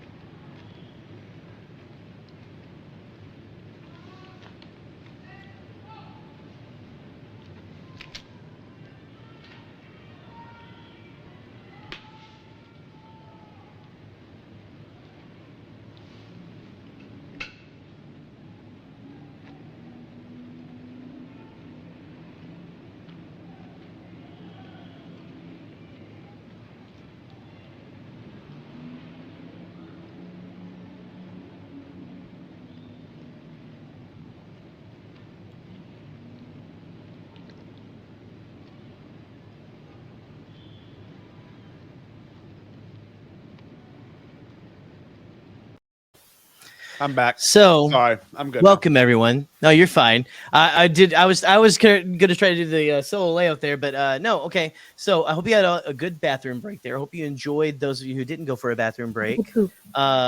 Yeah, go out in your backyard, run around, come back in. Actually, you know, some of you might not want to go outside. I don't know. Really, I love you, William. I love you. Hey, It's watching a only gonna movie get like Nope or Close Encounters, like one of those ones, all I could do was look up the entire time. Like, let's see, anything over me. This is one of those ones where this freaks me out. How are you feeling? Yeah. But like I said, I can obviously, like, I walked around my house and I felt no negative sensation of like, you know, something's around the corner. Which what comes next may make me feel that way, but at the same exact time, like I still, like you said, it's just nice because it's contained to a place. You know, you're not telling me when you think this will show up or this will happen. Right. Like, well, this isn't. It's not common to have something this intense. No, it's not, and that's what makes it more common to have like the. Honestly, it's more common to hear some like footsteps or something. Yeah. Something like that. Not even that. Yeah. Like barely. Yeah. Like Annabelle in Boop's room there. Yeah. She's right there. I but anyway, so her to yeah, behave no, herself. and this if she doesn't behave herself, I mean, you guys are going to be the first ones to see. Okay, I'm gonna let y'all know if she doesn't behave herself. Yeah, right. But no, so just to kind of get back into things, so the sightings crew was coming, and they kept coming back. And this was a big crew. Like, so this was one of the big shows back in the 90s. documented as it was happening for the most part. You can watch. That's cool. You can go and watch this 55-minute thing. Is it on and YouTube? I would recommend it the daytime. Oh, yes, that's cool. I will actually listen. I will post a link on my Twitter. Okay. Yeah. So after the show, go check that. You can watch this if you're interested to like kind of dive in and see. Again, they give them like pseudonyms at the beginning, like they were calling them like Jeff and something else. Yeah. But then they came back so often that they were just finally like, no, you can Here's show our our real faces and names. everything. Yeah. Like it's Yeah. whatever. They were afraid of getting ridiculed, but they said like it's been going on long enough. Like, you know, shit's we're real, fine. yeah. No one's saying anything. So, okay. So Les Smith, again, the owner of the house, he's owned this whole time through all of this, still owns the house. He's a retired police officer. Yeah. I think at the time he was probably still working. I'm not sure how old the gentleman is.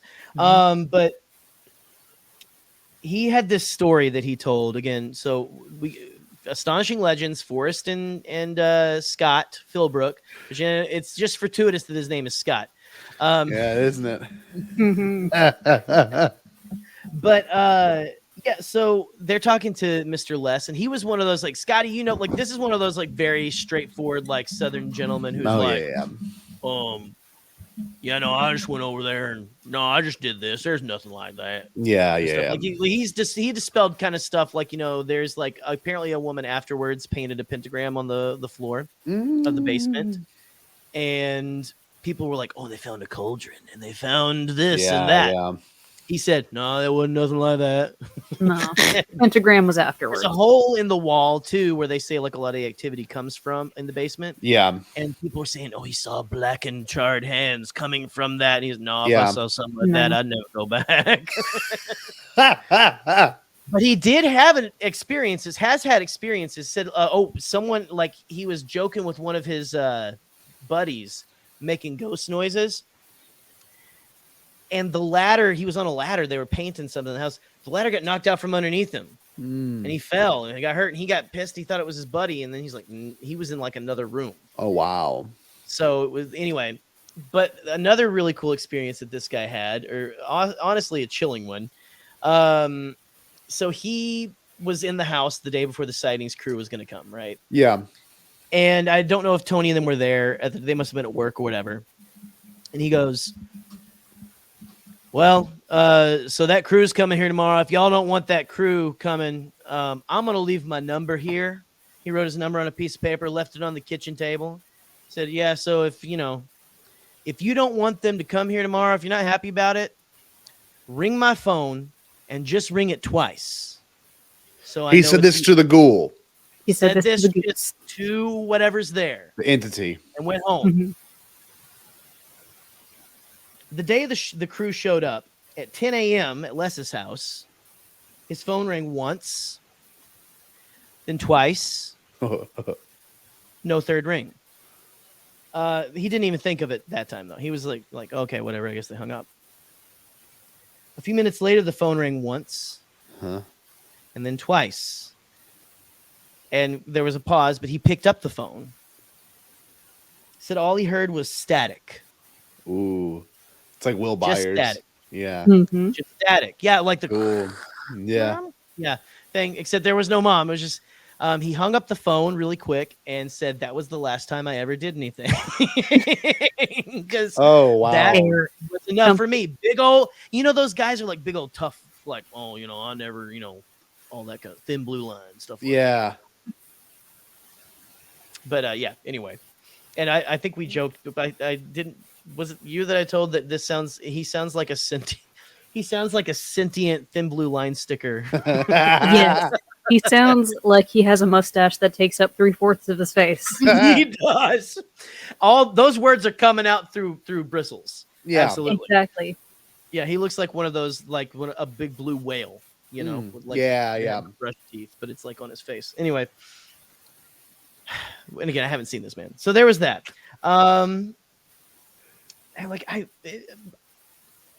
Honestly, they document a lot with the sightings crew. It's a bunch of scratches and everything. They catch some of the things. They don't catch things that are on fire. Yeah. Like catching on fire. In fact, it's weird. They were in one of the times, not the first time, the second or third time they came there. They brought a couple of psychics with them a few times. The second time I think they came there, they were coming out of the nursery and they had just stopped filming.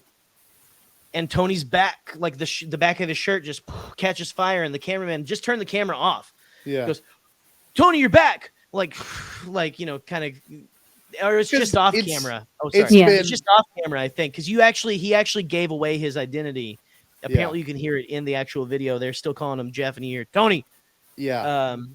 Yeah, but it's off camera, so you can't see. And these things, you know, from what I've read, kind of like UFOs and aliens are aware that a video is being taken or a photo is being taken, and they're in complete control. You know, I've always believed that like these things are fourth dimensional beings, which means they can see from all angles, they can understand from all perspectives, and like they know what's happening on a spiritual realm. Like that's on a physical realm, you know. Well, yeah, and I mean we can get into theories and stuff here in a little bit, but like there was a like I like the grand unified theory a little bit because all this stuff tends to happen around the same area, like ghosts, cryptids, UFOs, all of it. And I mean, it's just again, like you're saying, a lot of it is like they want you to see it. And there's a podcaster that I know Boop and I listen to, Henry Zabrowski. Says it's almost like it's like we complete a circuit with it when we see it, because it almost like it like knows what you're thinking sometimes, especially with UFOs, kind of a thing. But anyway, it's strange, it's weird. But I don't really have anything except for if you have anything to share before we move on to bedroom experience number 2, which isn't as long, but it's a little crazier, and we have a visual aid to go with that one. Which again, we will give a warning before we show it because it is that intense. Yeah, I think it's at this time that Tony starts to have very visceral dreams, very intense, vivid dreams. Bringing this up, yes. Yeah, of Deb specifically. While this whole thing is going on, like we said earlier, she's not believing him as much, you know, as he would like. So that kind of causes some tension between them. Tony starts having very vivid dreams of slitting her throat. He has dreams of throttling her in her sleep while she's sleeping right next to him. And he's having these aggressive feelings, you know, living in the same house as your wife. Yeah. It's incredibly intense. Wasn't feeling before. Yeah. Yeah. No, not at all. Like I think they even say like they had a great marriage. They still have a great marriage. They're still together. It's awesome.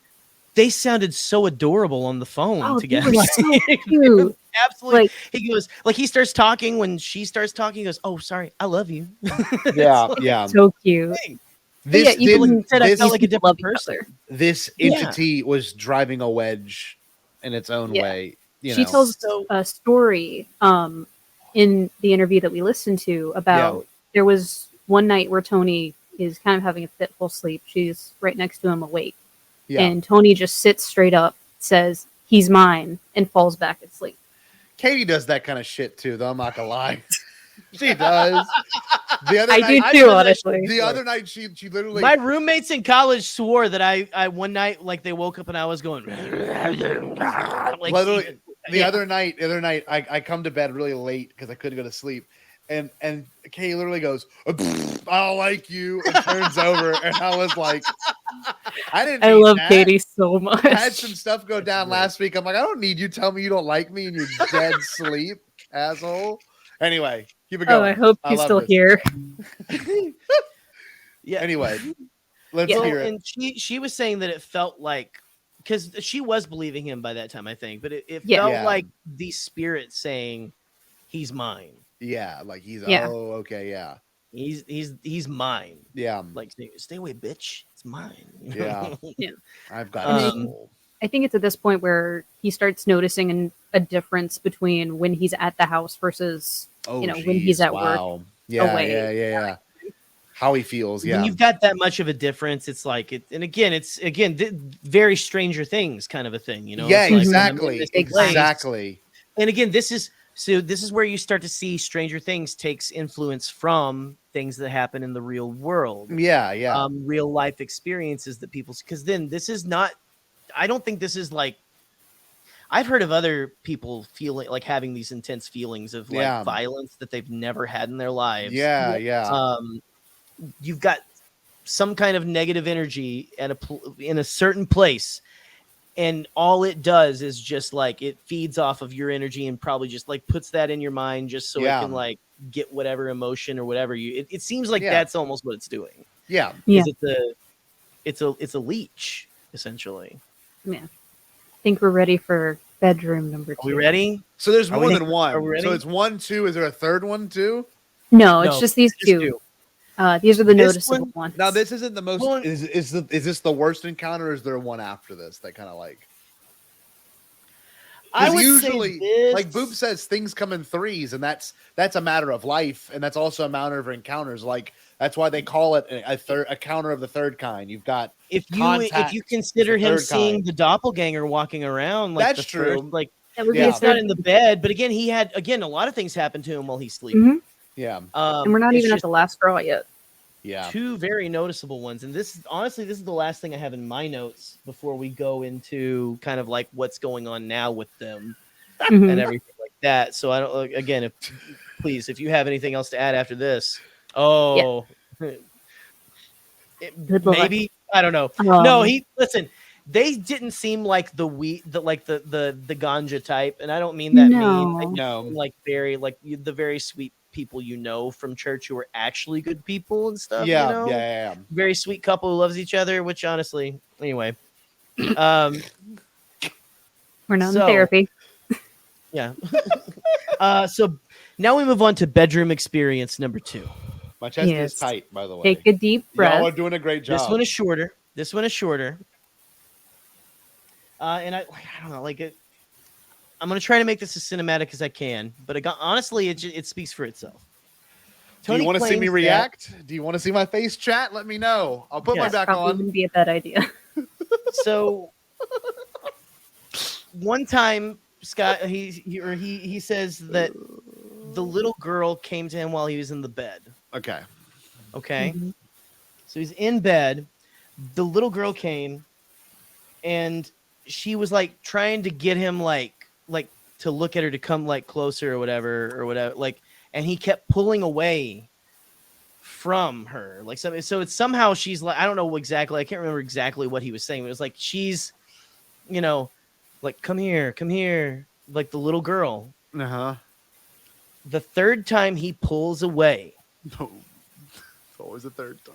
the third time he pulled away, she grabbed his arm, let out a horrendous growl, and transformed into a creature Tony has trouble describing to this day. Oh!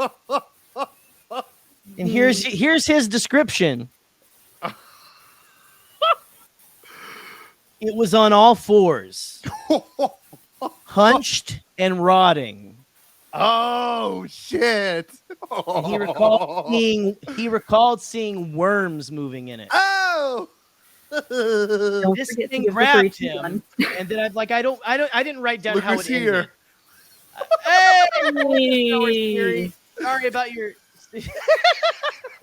Keep going. Sorry. It's a good thing we're not talking about Sorry, Star you Wars. lost your Twitter.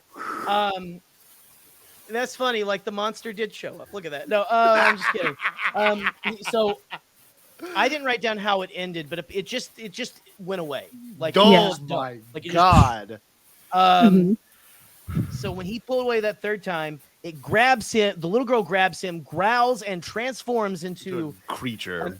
staying on all fours, hunched and rotting, with worms moving inside of it. And he actually made a sculpture of this thing. Mhm. Don't forget to give the 3, 2, 1. Here's a warning. Remember to Here's a like warning. and subscribe. Subscribe. Oh, no, Play that. Gerry, why? Viewer discretion advised. Shit. Oh! Fuck that! No! Get that off my screen. Get that off my screen. Look how I mean cartoony the eye is, though. I know, but get that off my screen. It's got pastrami in its mouth. No! That's what the little girl turned into. So you said Vecna? That's Vecna. Go! Vecna, buddy. That's Do it real again. Jimmy life. Campbell Bower Show me in there. again. Show me again. Show me again. That's real Ready? life Vecna. Show me. Yeah. See it again. Let's see it So again. look. What'll help you is look how cartoony the eye looks. The Oh, one that eye ain't that it helping. does have. That makes it worse. It's like pulsating. Ah! This dude made a sculpture. Wow. I That's just kind of noticed, cool dude, looking. look at its feet. Its feet are like red or Its whatever. tongue is like sticking out. Oh no. Uh-huh. Oh yeah. And is this in the same exact spot he saw it, or is this just a sculpture? That's just a sculpture. Of course, my made this ring later. My ring's like there's motion at your front. I hate my life. Oh, man. There's hunched and rotting movement at your front door. Yep. Real quick, while we have the thing down here, here's actually a shot of the here as a chaser. Here's Oh. actually the nursery. Those people are there's you can find so Did many they- pictures. Did they set up those dolls that way, or is that Yes. what? Okay, so they Yes, set up just you to can simulate find it. so many pictures of people setting up dolls in the most cinematic ways. When again, the real thing is just 3 dolls in a cult circle.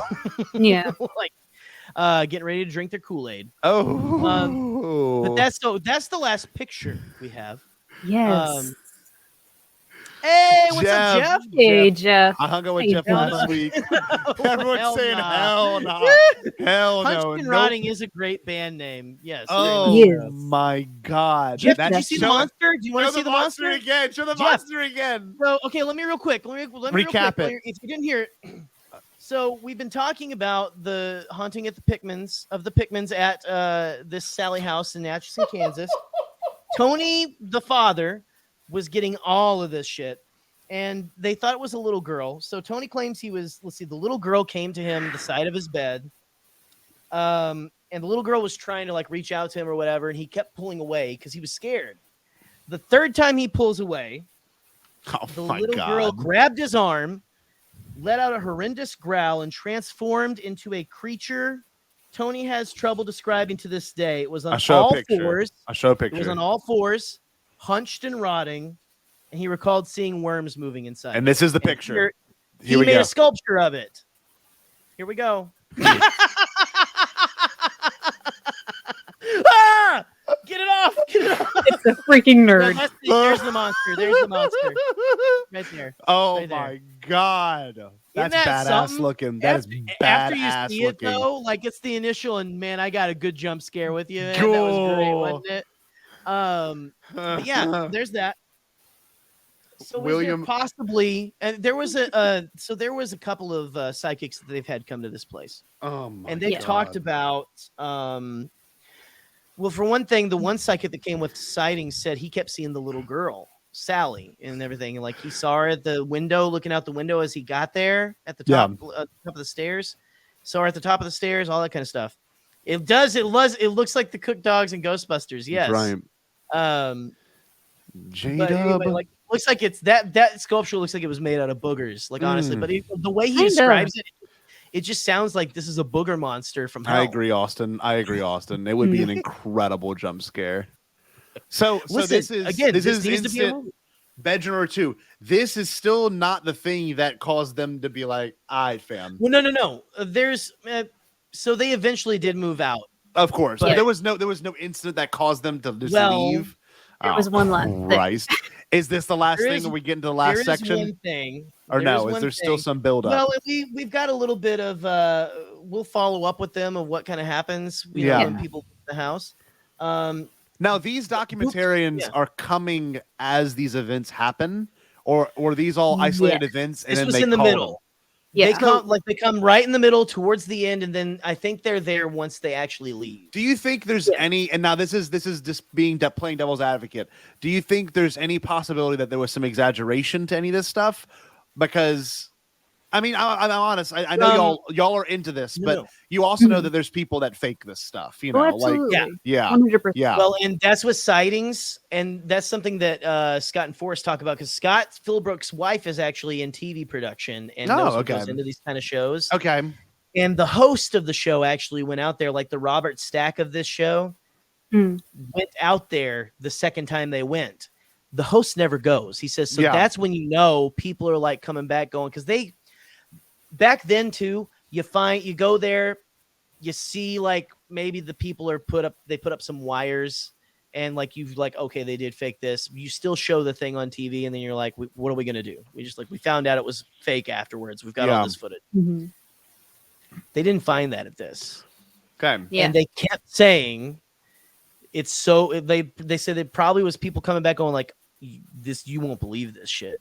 Oh, that's awesome. It made the host actually go. Because again, the host is like, I stand here and host. I talk about the stuff all creepy like. Yeah. And then I go home. I get my check. Whatever.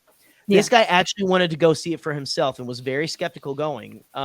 He actually saw a scratch form on Tony's face, or someone saw a scratch forming on Tony's forehead as he was talking to him.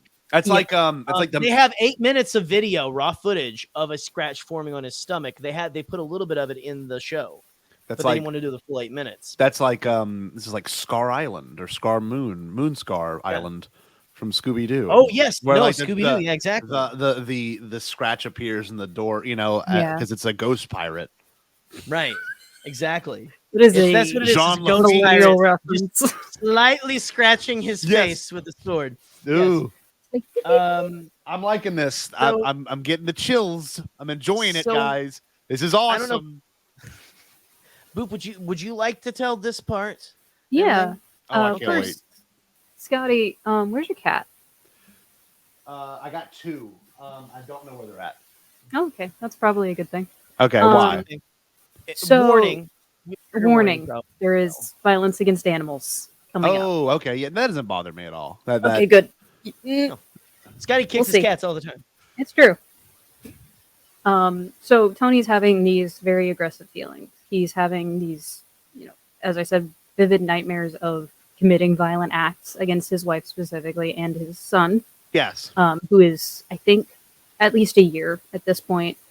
So kind of one of the final straws for Tony is, so he kind of blacks out for a little bit. Yeah. But before that happens, he is annoyed with, one of their cats jumping up on the counter, which cats do all the time. They get on stuff that they're not supposed to, but he's getting really, really angry. Agitated. Yeah. He blacks out.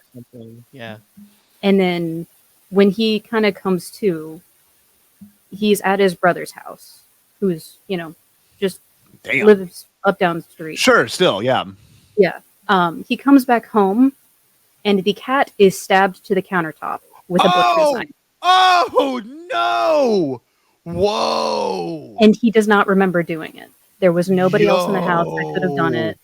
To his knowledge. It almost feels like it sounds like missing time the way he describes it. Because he didn't think he blacked out. Oh, it's stabbed to the table. So it's not like its arm is just like caught between no. He's been gone for hours. Blood everywhere, like bleeding out kind of stuff. Mm-hmm. Not for me. That was like, hey, Brian. Welcome to the stream. Damn. Hey, Brian. We're talking about scary stuff. Want to see the monster? No. I'm just kidding. I won't show it again. Here we go. Here's a picture of the monster. Pussy. Oh, whiskers. Hey. One-eyed monster. Anyway. Wow, I feel bad. So is there possibly they got out again, like they have all of these, like there was another psychic that went there and said that a lot of stuff centers in the like in the basement, said it felt like there were human spirits, like a woman and a child. But it was almost like they were getting pulled down, like they couldn't escape by something. Oh. right? So that's again. So this people want to throw around demonic, whatever. No one really gets possessed. No. This is, to me, it doesn't ring true of a demonic encounter. No. This is something else, which honestly is something a little more intangible and scary. It's a little more Lovecraftian. It's I agree. The unknowable. It's the something that can have power over you that you don't know what it is. It's not human. Yeah. But it can impersonate them. Yeah. Exactly. That's almost scarier. It's weird. It's that is very scary. Yeah. Right? It's again very Ghostbusters, very, very horror movie. Again, get Mike Flanagan on this. Like, seriously, you can have a Hill House, like 10-episode Netflix series of this. This is my pitch, Netflix. This is my pitch. Come to the river and pray. But is there possibly a dark entity keeping the spirits of deceased people in this house?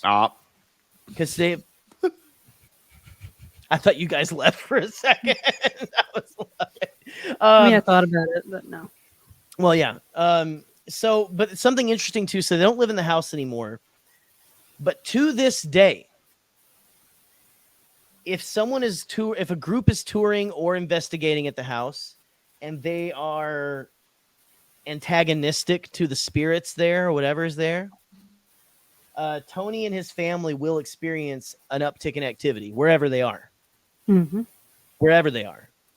And again, I said it doesn't follow you, right? It doesn't leave. But I am also saying, Scotty, don't go there. If you don't I'm not a fan of that. Yeah. You have to go to Kansas. I kind of want to go. Of course you do. Of course we would go. Me and Boop will go. We're both sick.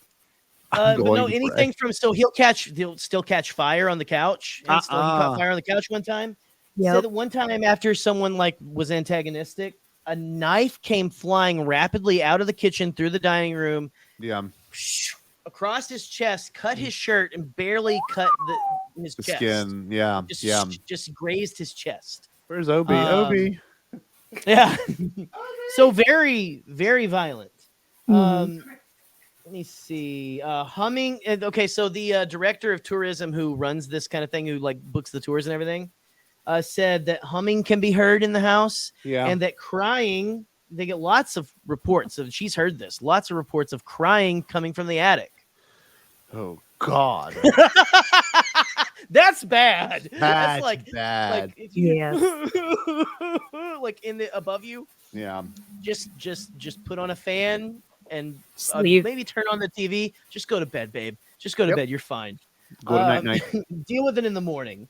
Also, the master closet has had many reports of people having a layered feeling, a heavy layered feeling. Oh, yeah, I know that feeling. And I was telling Boop, last night or today or something, I think you've experienced something like that, right? Yeah. And I've had one experience with something. We only had it happen once, me and Katie in the dorm one time, where we were she read a scary Native American story and she couldn't go to sleep. Yeah. And that night we felt like there was a weird air in the room where it's something is within and without and around you. It's kind of wild. But anyway, let's get. You promised me an audio recording. Well, we did. But yeah, so Fair listen. warning. Listen, fair warning and all this. Go ahead. Please describe. I'll get it pulled up here. I'm just looking at my notes. Is there anything else to this? I mean, I didn't know if there's anything after the freaky dog thing or the real cat quick before blackout. before we that. So there is they do talk, and again, it doesn't leave the house and go to people who haven't been there. Yes, but people who have been there. A lot of people talk about how they feel drawn back, an overwhelming sense. Tony, to this day, still has a neat, a longing, that he doesn't want. He has a strange pull, to go back, come back. He's woken up on the front lawn before. Yeah. Oh, yeah. Right. You said that was after they moved out, wasn't it? Mm-hmm. They lived in town. He was sleepwalking one night and he woke up on the front lawn of the Sallie house. Nope. So I think they live way far away from it Yeah. now. Yes. Obviously. I think they're in a different part of the state now. I think they're over more towards Missouri because they said that they were doing like stuff over there in a town I'd heard of before, like ghost hunting and stuff. They're with a Missouri-based paranormal team now. Oh, paranormal. I think they're in investigation Kansas City. Is it Kansas City? Missouri. Oh yeah. That makes sense. Yep. But anyway, no. So I mean, honestly, that's it. And before we play the audio recording, I will grab Obi. What I'll say is I don't handle that kind of thing well. Probably a good idea. I'm gonna do that. This is gonna be rough. I'll be right back. Go for it. But no. Something that has been said that I love. Or remove him. Get him out of there. He's gonna be fine. Y'all are gonna be fine. But no. One thing that I found was interesting today, watching through the sighting stuff, and I can't remember where it's from exactly. But there, someone, the parapsychologist or someone, did say, and this is a good way to end this and go into this. Yeah, our nighttime is their daytime. Mm-hmm. What is that? Wait, say that again. So our for night spirits. Yeah, that's when they're more active and everything like that. But also, with this house, in the case of the Sallie house, it kind of doesn't matter. Yeah, it happens all the time. Yeah, and so it's just constant activity. So what is this? What we're about to listen to? This is the part that people are going to leave. So I can almost guarantee you, because it's so weird. Like you hear these things, you hear these stories, and if a family friend was telling me this, it'd be, wow, this is terrifying. Don't leave, But like when you hear it from as a someone who's not involved in the situation at all, and you're hearing the story as like a there's like a third account of what's happening from different perspectives. When anyone brings in any sort of evidence, right? Like it's always, I don't know, it's worse. It's where that's where you go. Like okay, you maybe said, because it happened not that long ago, which the 90s were a long time ago. Yeah, but it wasn't. Makes it closer to the modern world. Yes, because there shouldn't be things like this in the modern world. No, well, we think there's so much surveillance that we have now that you can't. We're so safe. Why haven't we caught these things? When we can. It doesn't want to be caught. It wants to be seen. Exactly. Yes, I get that. And that's the whole thing. Mm-hmm. And people giving them an opportunity to be seen or to be heard in this case. Yeah, opens up a door. Sometimes, right. Yeah. Yep. So this recording is from the podcast. It's from the second episode of this podcast. They built this thing up for the first episode is 3 hours. Yeah. The second is like 2 hours, and it ends with this. Oh my God. They built it up so much. We've built it up even. Yeah. So this is not ours. This belongs to Scott this. and Forrest. Yes. I've heard about this for like 3 weeks now when you first pitched this idea to me. This is the one part I've been not looking forward to. And again, it's about to be over. It's fine. That's right. This is the last thing. Now, so again, this is property of them. I just want to make sure that's known. Like we're giving them all the credit. Again, go check out Astonishing Legends. They're fantastic. If you're into any of this shit, they are very thorough. Yeah, that's true. Yeah, that's good. It's fine, babies. But anyway, they went to this house.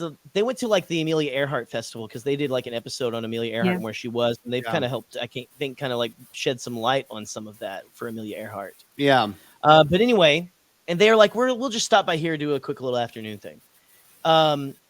So what you're about to hear, Scott had like one of these. It's like an old recorder that's really expensive now. It was made like in the late 90s, early 2000s or something. But this recorder specifically is really good at picking up this kind of stuff. Is it like a micro tape or is it like, It's just, I think it's digital. It's digital. Interesting. Yeah. Okay. It is digital, but because sometimes these things like analog technology more than they like digital because there's a tangibility to it. This is a weird exception. This recorder, and in fact, a lot of people sent these back because they're not working. We're getting a lot of other voices and stuff on these things. Oh my God. Right? Nope. Which you can say radio, whatever. You put that headphone back on.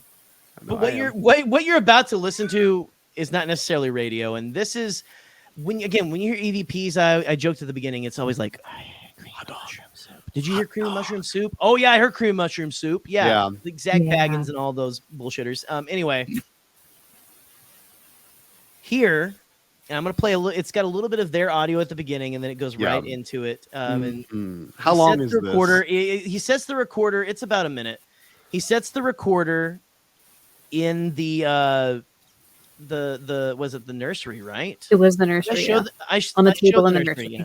Yeah. He set it in the nursery and kind of set it up. And you know what? Here we go. I'm not going to make you wait any longer. 18. The room was empty for 5 minutes and captured nearly 2 minutes of something unknown in voice activation mode. Okay. File 10. I'm putting this down. I'm going to leave this here for about 5 minutes. If there's anything you want to say, any message you would like to share with the world, leave it on this recorder, and we will share it. Leaving now, closing the door. No one else is in this room at this time.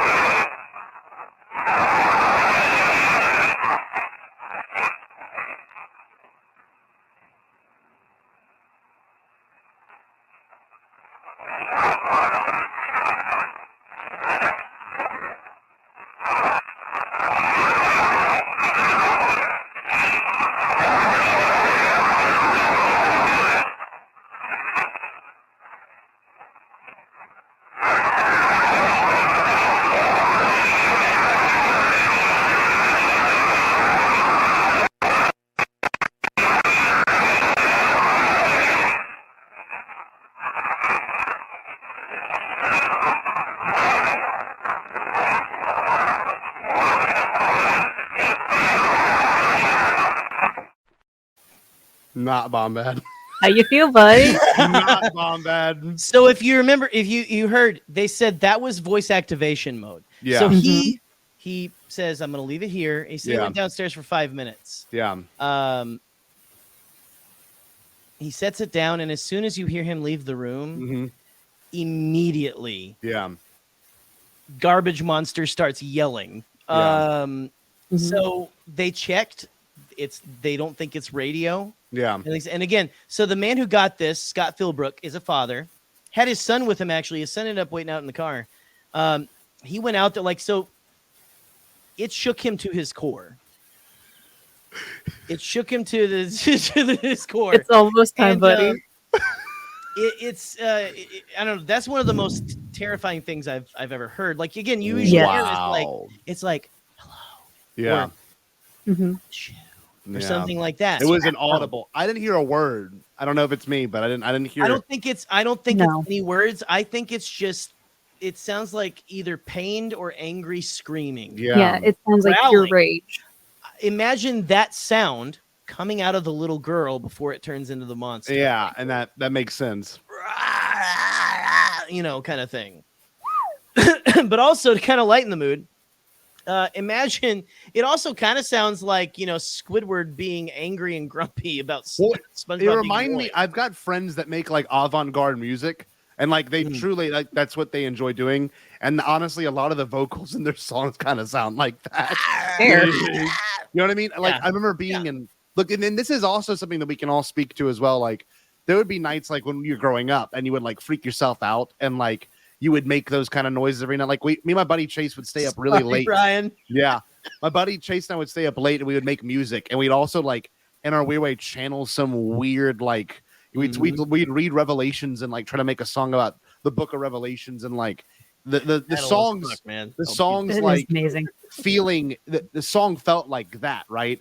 Anything that's like I don't know, ominous. I'm trying to rationalize this. Like that's a very intense audio. I will say like I won't Yeah, forget very when intense. hearing that. You know, I bet y'all were tripping when you heard that. I'm a freaked out, but like that was the beginning. So I heard it at work. I was on the I don't line. want to hear it again. I'm gonna be honest with you. I don't want to You're hear it fine. again. It's fine. It's fine. I was the same way. In fact, I was like so. I'm getting rid of it on the stream. I was so shook. I was so shook. I was shaking, like picking up the glass on the conveyor belt and everything. Like I was like, oh my god. When I had to find this again and pull this out for this episode, I told Boop this.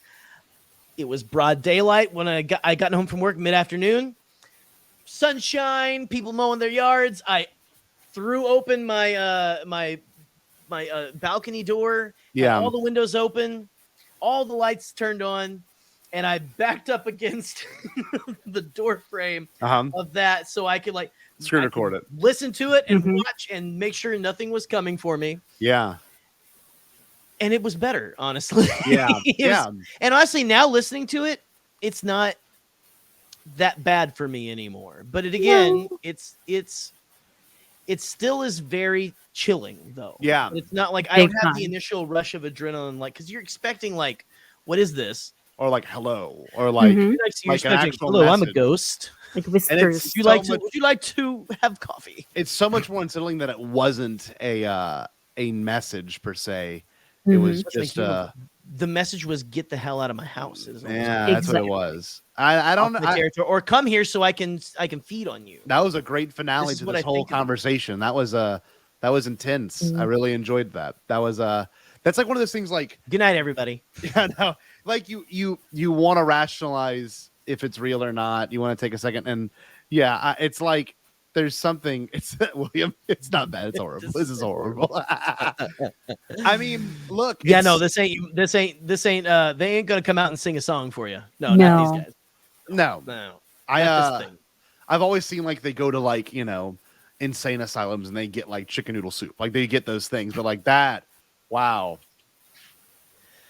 Again, you hear stories of things from other places and everything, but the sheer amount of video and audio evidence, and people get they have crates and crates of audio recordings. The guy who owns the place, like people send me their recordings all the time. He's like, I don't listen to them though. No, it's like, I don't want to listen to that. Also, it's never like, go back in the house. Like it makes my ears like my ear feels like tickly now. But it's for like it's like only digital noises can be that unsettling. Like even on like and y'all know this because we grew up in this era, but like a tape recorder could never make that noise because like an analog tape like warbles, or that was like an actual digital crackle, which is even more unsettling because like that that's like when, and y'all know this too, like when music peaks, right? And like all the sound kind of like fuzzes out a little bit. That's exactly what that was. That was like just a digital recording going haywire. Like if for those that don't even remember, when CDs used to skip, they would do weird stuff like that, like and like stutter. That was equivalent. Man, that was cool. It was very right. But again, like so, a voice recorder that was on voice activation. It's anyway. Listen, I don't have to keep driving the nail in. I guess it's fine. It is what it is. But it's just imagine people though. Again, like people, these DR60s things, what they're called. Imagine people taking them back, going, yes, I want to bring this back because every time I try to record like notes, there's all kinds of noise. Every time I write, every time I'm trying to take notes, dictation, and everything. When I play it back, it sounds like someone's getting burned alive. Yeah. And I was like, the flames! I don't want it anymore. Man, that was sell it on the internet for $500 later on. You know, this makes me question my existence. Can I get a receipt? Yeah, literally. Man, I'm a Christian and I don't want this anymore. I like this. But this anyway. is good. This was really good. It built very well to this. I will. I'm not saying I'll have a. Do you have any speculation on anything that you want to do or any of that? Or are you done? I'm done for the most part, but I will say like I'm a very spiritual person. Like whenever I'm done this evening, I will use my and I'm not joking. I have a chakra. Like I'll show you. Hold on. A chakra bowl, or like a meditation bowl. Hold on. It doesn't go anywhere near the nether regions, does it? Is this that kind of chakra? I don't think it's supposed to. You shouldn't shove crystals up your butt. No, don't shove. No, kids. Not unless it's got a bigger. I'll be doing a pin. good bit of. I'll be doing a good Get a bit of firm this face. laying in bed tonight, and just getting. Well, like stuff like that does Yeah. help. Like imagining Yeah. yourself in light and stuff like that. Like there is Yeah. the thing about this. Like you can argue whether there's actual good, actual evil. Yeah. The thing I keep coming to, no matter how dark the darkness is, good is always, I feel like, a stronger, more positive. It's Like, obviously a positive wait, force. like it feels like a stronger force. Let's tie it back to Star Wars real quick. If Let's that do. was in a Star That's the Wars, dark side. that would be horrifying. Like Mhm. that. They've Like done some like almost like Sure. the stuff, some of the stuff in the Ochia Bastoon book. I forget the name of it right now, but that Shadows of felt the Sith. very like Mhm. Shadows of the Sith. That felt like very much like this kind of stuff, very, very creepy, Yeah. very otherworldly. yeah, but this is like they could easily pull this off in a movie. Not the same. I'm putting a recorder down, but like someone has a dark side vision and like that's all you hear. That would be Yeah. so unsettling. And like Yeah. as a fan of Star Wars, like that would almost make you go, "Oh my god!" Like we've never considered the dark What side is to be this empty and Mhm. evil sounding. That was cool. That was wow.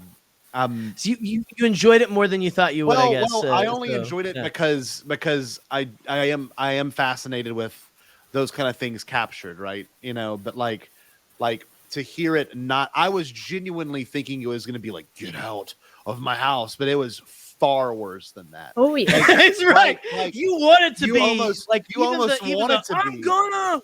Yeah. The one lady says at the beginning. You almost want it bad. to be that, but when it's not that, you're like, oh, like I got chills talking about it. I'm not so much It's freaked worse out. that it's not something. It's intelligent, but it's not human. Yeah. Exactly. Yet Yeah. it doesn't seem intelligent, but it is. But it is. I don't know. It's anyway. It's cool. strange. Very It's like cool. a kid having a temper tantrum. A little in a bit, way. right? A little bit, Right. Man, look at. I have rosary videos. Wait, what did William say? Oh, I have Whatever rosary- y'all got to do. Whatever y'all got to do. It's all good. But Hey. yeah. No. I'm probably gonna light some incense right in front of Annabelle's And- case right after this. I have it. It's like I'm gonna grab one of my nice candles, scented There you candles. go. like what it reminded me of too, and this is something that we can all, if we've seen the movie, y'all know my favorite movie is 2001, right? And whenever they approach the monolith, it's that like dissonant, like that. There you go. I haven't actually seen it, but I, Oh my I know God, what you're Jerry. talking about. I know That that. is in they make fun of that on SpongeBob. Yes. Yes, they do. It's like, again, just talking about that movie, that audio is a lot like how you feel whenever you watch that scene. You're like, oh my God, like Yes. what?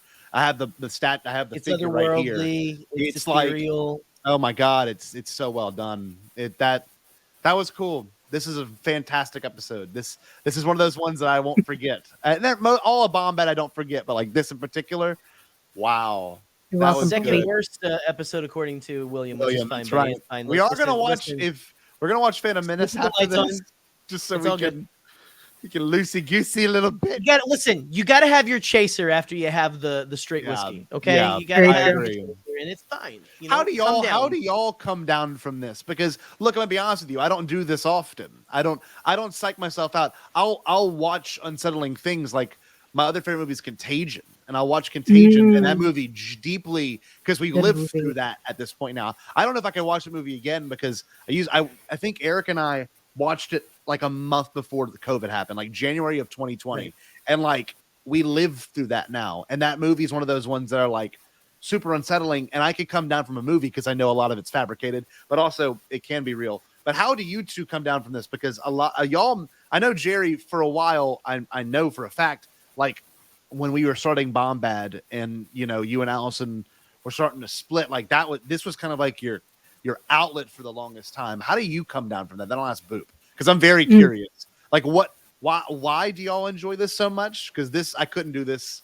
I can only do this once a year, and I mean that genuinely. I don't think I can do this as frequently as you two both do it. And I know y'all have interest in actually doing something creative in this realm too. But how do you come down from this, Gerry? For real? Well, no, Boop, please answer. Because, Oh, God. yeah.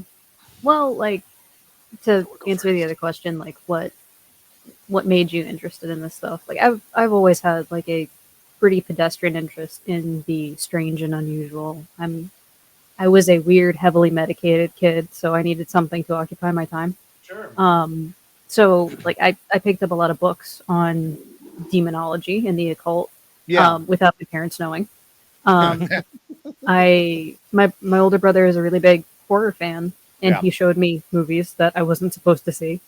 And yeah, that kind of sparked an interest. And it wasn't until I was a little bit older, I was about 7 or 8 years old, when I had my first experience. Yeah. Which I will tell that story. Not right now. Not right now. The month. At the end of the month. And that kind of set off a like, oh, this isn't just stories. This stuff is real, and I should probably be careful with this. And then I proceeded to grow into an adult who has a Hasbro Ouija board on a kitchen table. Yeah. 2 feet away. And a scale model of the Annabelle case on a table just a few feet away. I don't know. Like, I guess it's become such a part of my daily life. Like, I will just watch videos of hauntings. I'll watch BuzzFeed Unsolved or their new show Ghost Files, and I'll watch it and be like, oh, this is really fascinating. Like, I love to see the science behind all of this stuff. Yeah. There is definite science. I agree. Yeah. And then I'll like go to sleep watching creepypastas and stuff like that because it's really soothing.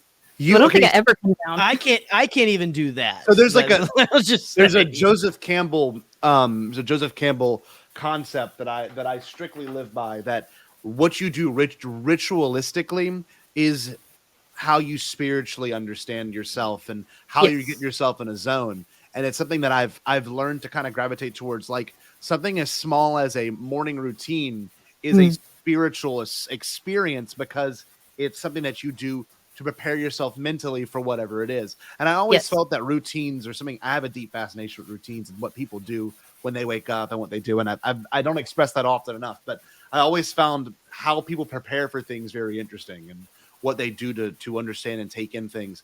But the reason I bring all that up is your outlet for comfort and your outlet for what you want to experience on a deeper level is this, right? It is, like some people turn off their phone when they watch a movie.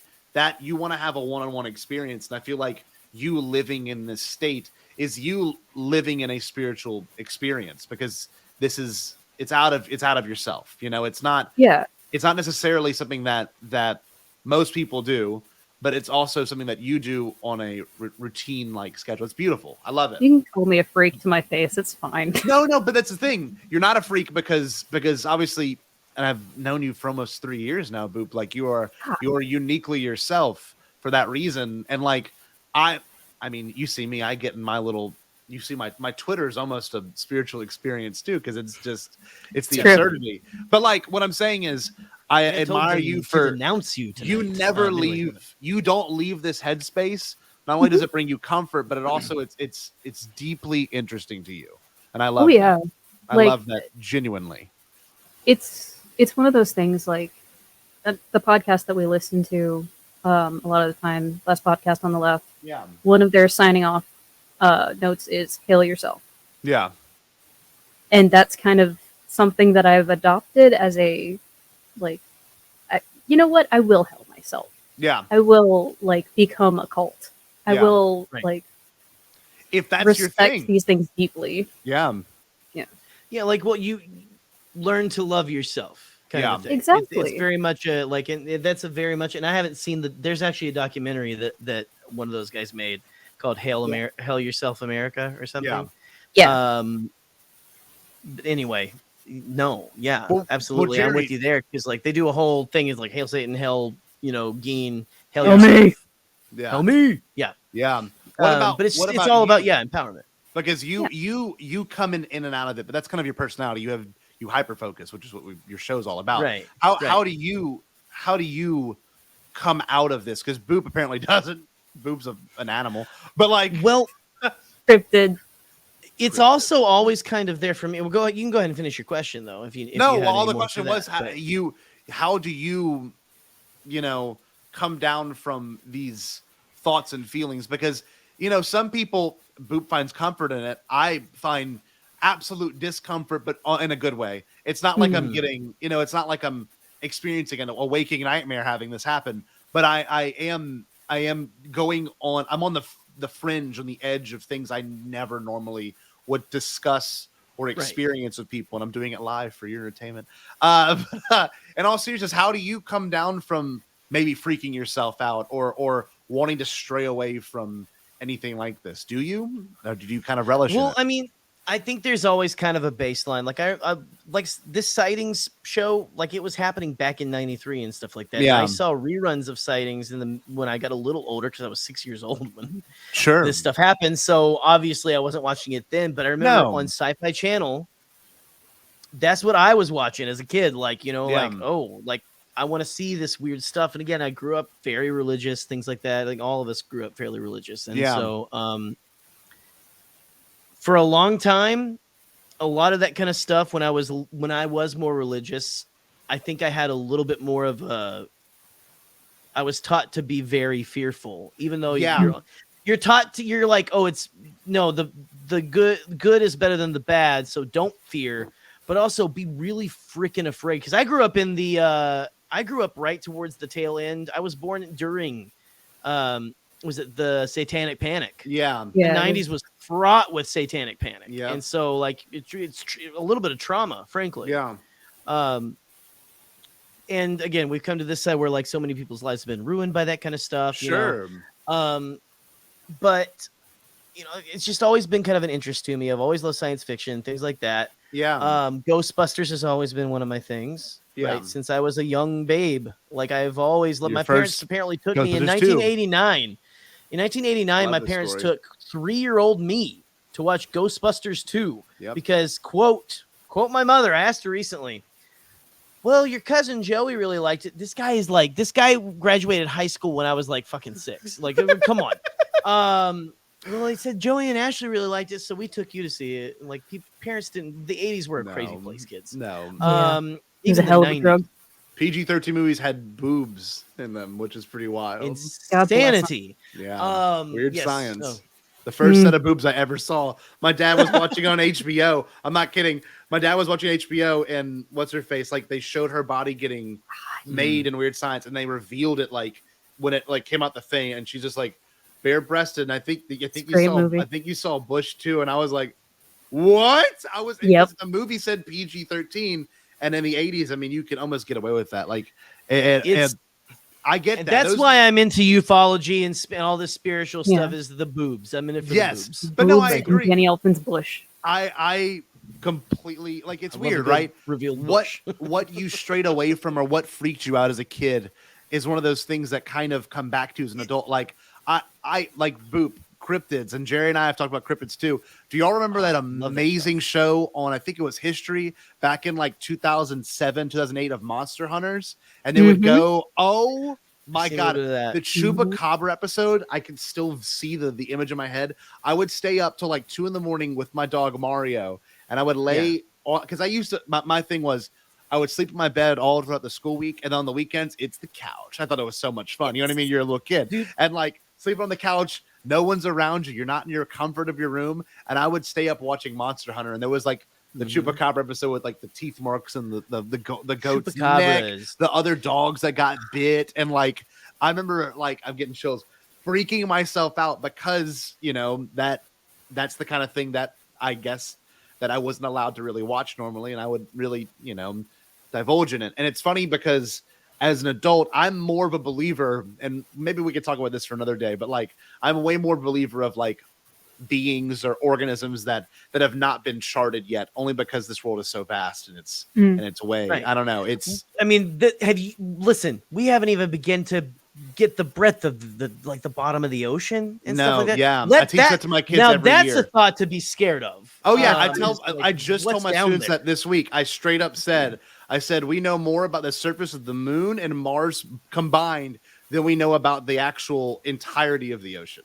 And like damn nature, you scary. That's one of those things. Like lassophobia is a real thing where you're scared of deep water, and I only had that experience once. We went to the Blue Hole in Belize, and like the Blue Hole is a real, because it was what it was a cave that sunk in a perfect circle essentially, and like we got to swim because it's like there's an edge and then there's just a pit, and like I have never experienced, and like I loved it because I was like, this is something you don't do, often at all.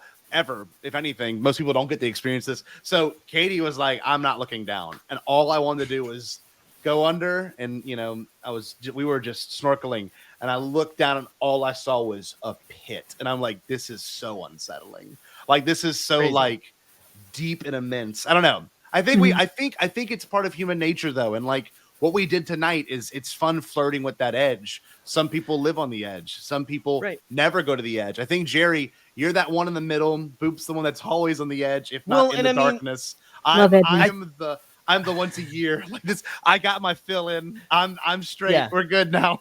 I filled it in quota. Yeah, I mean, I lean more towards that side now than I ever have in my life. Again, now that I've got to, the key to all this is giving up religion. That's what it is. I'm just kidding. Don't say that. I'm joking. I'm joking. That's how you can not be scared of anything. Because I agree. No, I agree. But no, this kind of stuff it helps you feel alive a little bit. I agree. It makes it makes things a lot more interesting too, and less mundane. I agree. Right. I agree. And again, I'm just fascinated. And again, some people, I've had experiences. Boof has had experiences, and when you have an experience, you either go headlong into it, or even you more, stray away. Yeah, it's done. or you're like pretend it didn't happen. And I had saw something with my ex-wife. Yeah.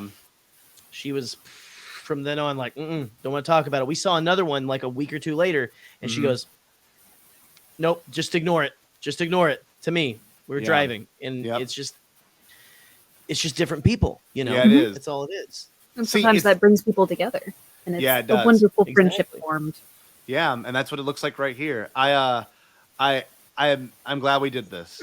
I really am. I don't get in my creepy feelings often, but this is what I needed. This is one of those things like it's like a little it's a open reset. it up and It's a reset that I think people, I think it's like Gerry, you said it perfectly. It's a lot like a roller coaster where it's the gonna adrenaline end. rush. It's not something that's truly going to affect you, like you said, unless you welcome it in. And I will not be welcoming this feeling in. Well, listen, this thing you got to go to this house for it to follow you or do anything to. So just don't go if you don't want anything to do with it. Don't go to the Sallie house in Atchison, Kansas. I know the address and everything too. Kansas. So I won't tell you. Or Kansas, Dorothy. We're not in Kansas anymore. I want to say one thing before we close this show out, just real quick. Thank you too, because y'all brought an amazing episode. 2 hours and 20 minutes. We haven't done Bombad this long in a minute. I think since Adam Frazier was on for Kenobi finale. So this was this is a long episode. It's been a minute since we've done a long one, and I'm glad jam packed. Too. I love when Katie's around, but Katie's also the one that's like, we need to go to sleep, and I don't blame her. This is the first time in a while where I'm like, I can actually this is awesome. This was good. Thank y'all. Y'all took your time with it. I was hooked the entire. I think the chat. I know this wasn't it's so funny. We had quite a few. We had a few. Then it went down. The second shit got real, and then like what Austin was saying earlier is so funny. Austin was like, "Oh yeah, more people are definitely bouncing out right now," and like it went down to like 3 people. I mean, because some people don't want to have. But they came back. They came back. They came back. You can see they came back. Nick. We even have Brian, Austin. Yeah, people came back. William. So why did I do this? I agree. I have to teach tomorrow, bud. I gotta teach, kiddo. I gotta teach. Well, listen, we need to let you get your sleep and all that kind of stuff. Plug next week. Plug next week. Because next week. Our penultimate October experience. One of our favorite things we do. I love what we do on this next week coming up. Yes. So we've got our yearly tradition along with Beyond Bombad. We do our Star Wars creepypasta special, where you can write a Star Wars creepypasta and send it in, and you can make it scary, you can make it funny, you can make it in universe, you can make it about the fandom, you can make it in the real world about weird things, like those weird creepypastas about how there's an episode of every Nickelodeon cartoon where someone kills themselves, apparently. But anyway, make sure it's not like too bad. But no, listen, we need to fill the internet with Star Wars themed creepypasta because there's a lack of it. And I'm excited to announce. Give us those stories. Give us those stories. This is something else too. William was the first to do it. I'll pull it up on the stream right now. But if you go to staybombad.com, which is the site that William helped us build, we are going to hopefully, when I have some time this week, I can show you. If not this week, then I plan on doing it definitely by the time October is over. Let me show you this. You can actually go to the site right now and you can actually read William's creepypasta from last year. Look, so you can go under articles. There we go. Go into articles and you can click on the articles written, and this is Williams from last year, and you can read his creepypasta. So if you want to have it published on our site, it is there. So it's a good one. I forgot that it was black-eyed theme because we talked about the black-eyed. Yes, oh my yes. So man. Williams already written That's the going to be second Booger one. Monster themed. It's Booger Monster thing, and I love it. Includes Eric, it includes everybody. It's a fantastic little I guess little read through. So I'm excited for y'all to hear it. It's gonna be great, and It's obviously y'all. Well, sorry, I was going to say send us your stories. Send them. We want to hear some more of yours. Mine was about Rick McCallum last year and how he was a scary monster to a mouse. So it all worked out pretty good. But I'm sure Boop will send their regards.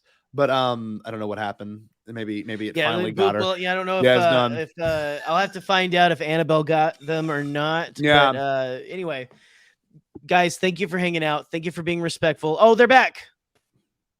Oh no! Bring them in. Bring them in. There you go. Oh, you're muted. That's on purpose. Oh yeah. My mic died. No, it's all good. It's all good. So, but everything's fine. good. Okay, cool. Awesome. Well, Boop, Okay, anything with that, any Annabelle last minute got you things for a second. you want to say? Dang, I do have a whole podcast, don't I? And I can't remember anything. So I'm from the Nerd Herder podcast. You can find us on Twitter at Nerd Herdercast. This week we are going tomorrow, actually. Tomorrow. We're going to be going live at 9 p.m. EST, something like that. Just feel it in the ether when we go live, and you'll know. We're going live to talk about the lore of the Friday the 13th series. Oh, cool. One of my favorite horror I franchises. watched that video that you guys post. That was really fun. Yeah. Good. I've never seen any Friday the 13th movies. I've only seen the first one. I've only seen the first one. 24 hours. That's all you're gonna do. That's it. Yeah, that's it. Boop will give you their the digital collection. You'll be fine. Very true. Yeah, that's tomorrow, and then I'm gonna be back here eventually. Yep. I always come back. Always come back. You always come back. Yeah. Live in person. Boop. At my Boop's wedding. gonna be hanging out. Yeah. I mean, for spooky season especially. But yeah, no. So we've got that next week, and then when Scotty's away again, Boop and Gerry will play, and we're going to be giving a little bit of our creepy experiences, our weird experiences that we've had, like right before All Hallows Eve. So be there for that. Just find a bag of porn in the woods. Something else happened too. Yeah, different things, awakenings, some might say. So. Whoa, Father, the sleeper has awakened. I can't wait for Dune 2. I want to show this for William. This is one little clip to lighten the mood before we leave. William Gregory Hardy. He said right here, "I need inspiration." Well, here you go.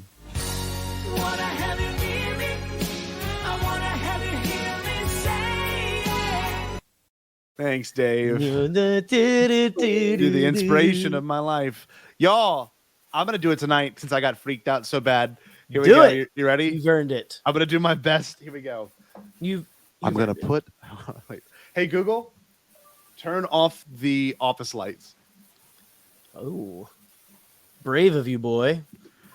I'm going to put the microphone down. I'm going to let you have your say to the world. If you have any messages, you can say it right here on screen. All right, here we go.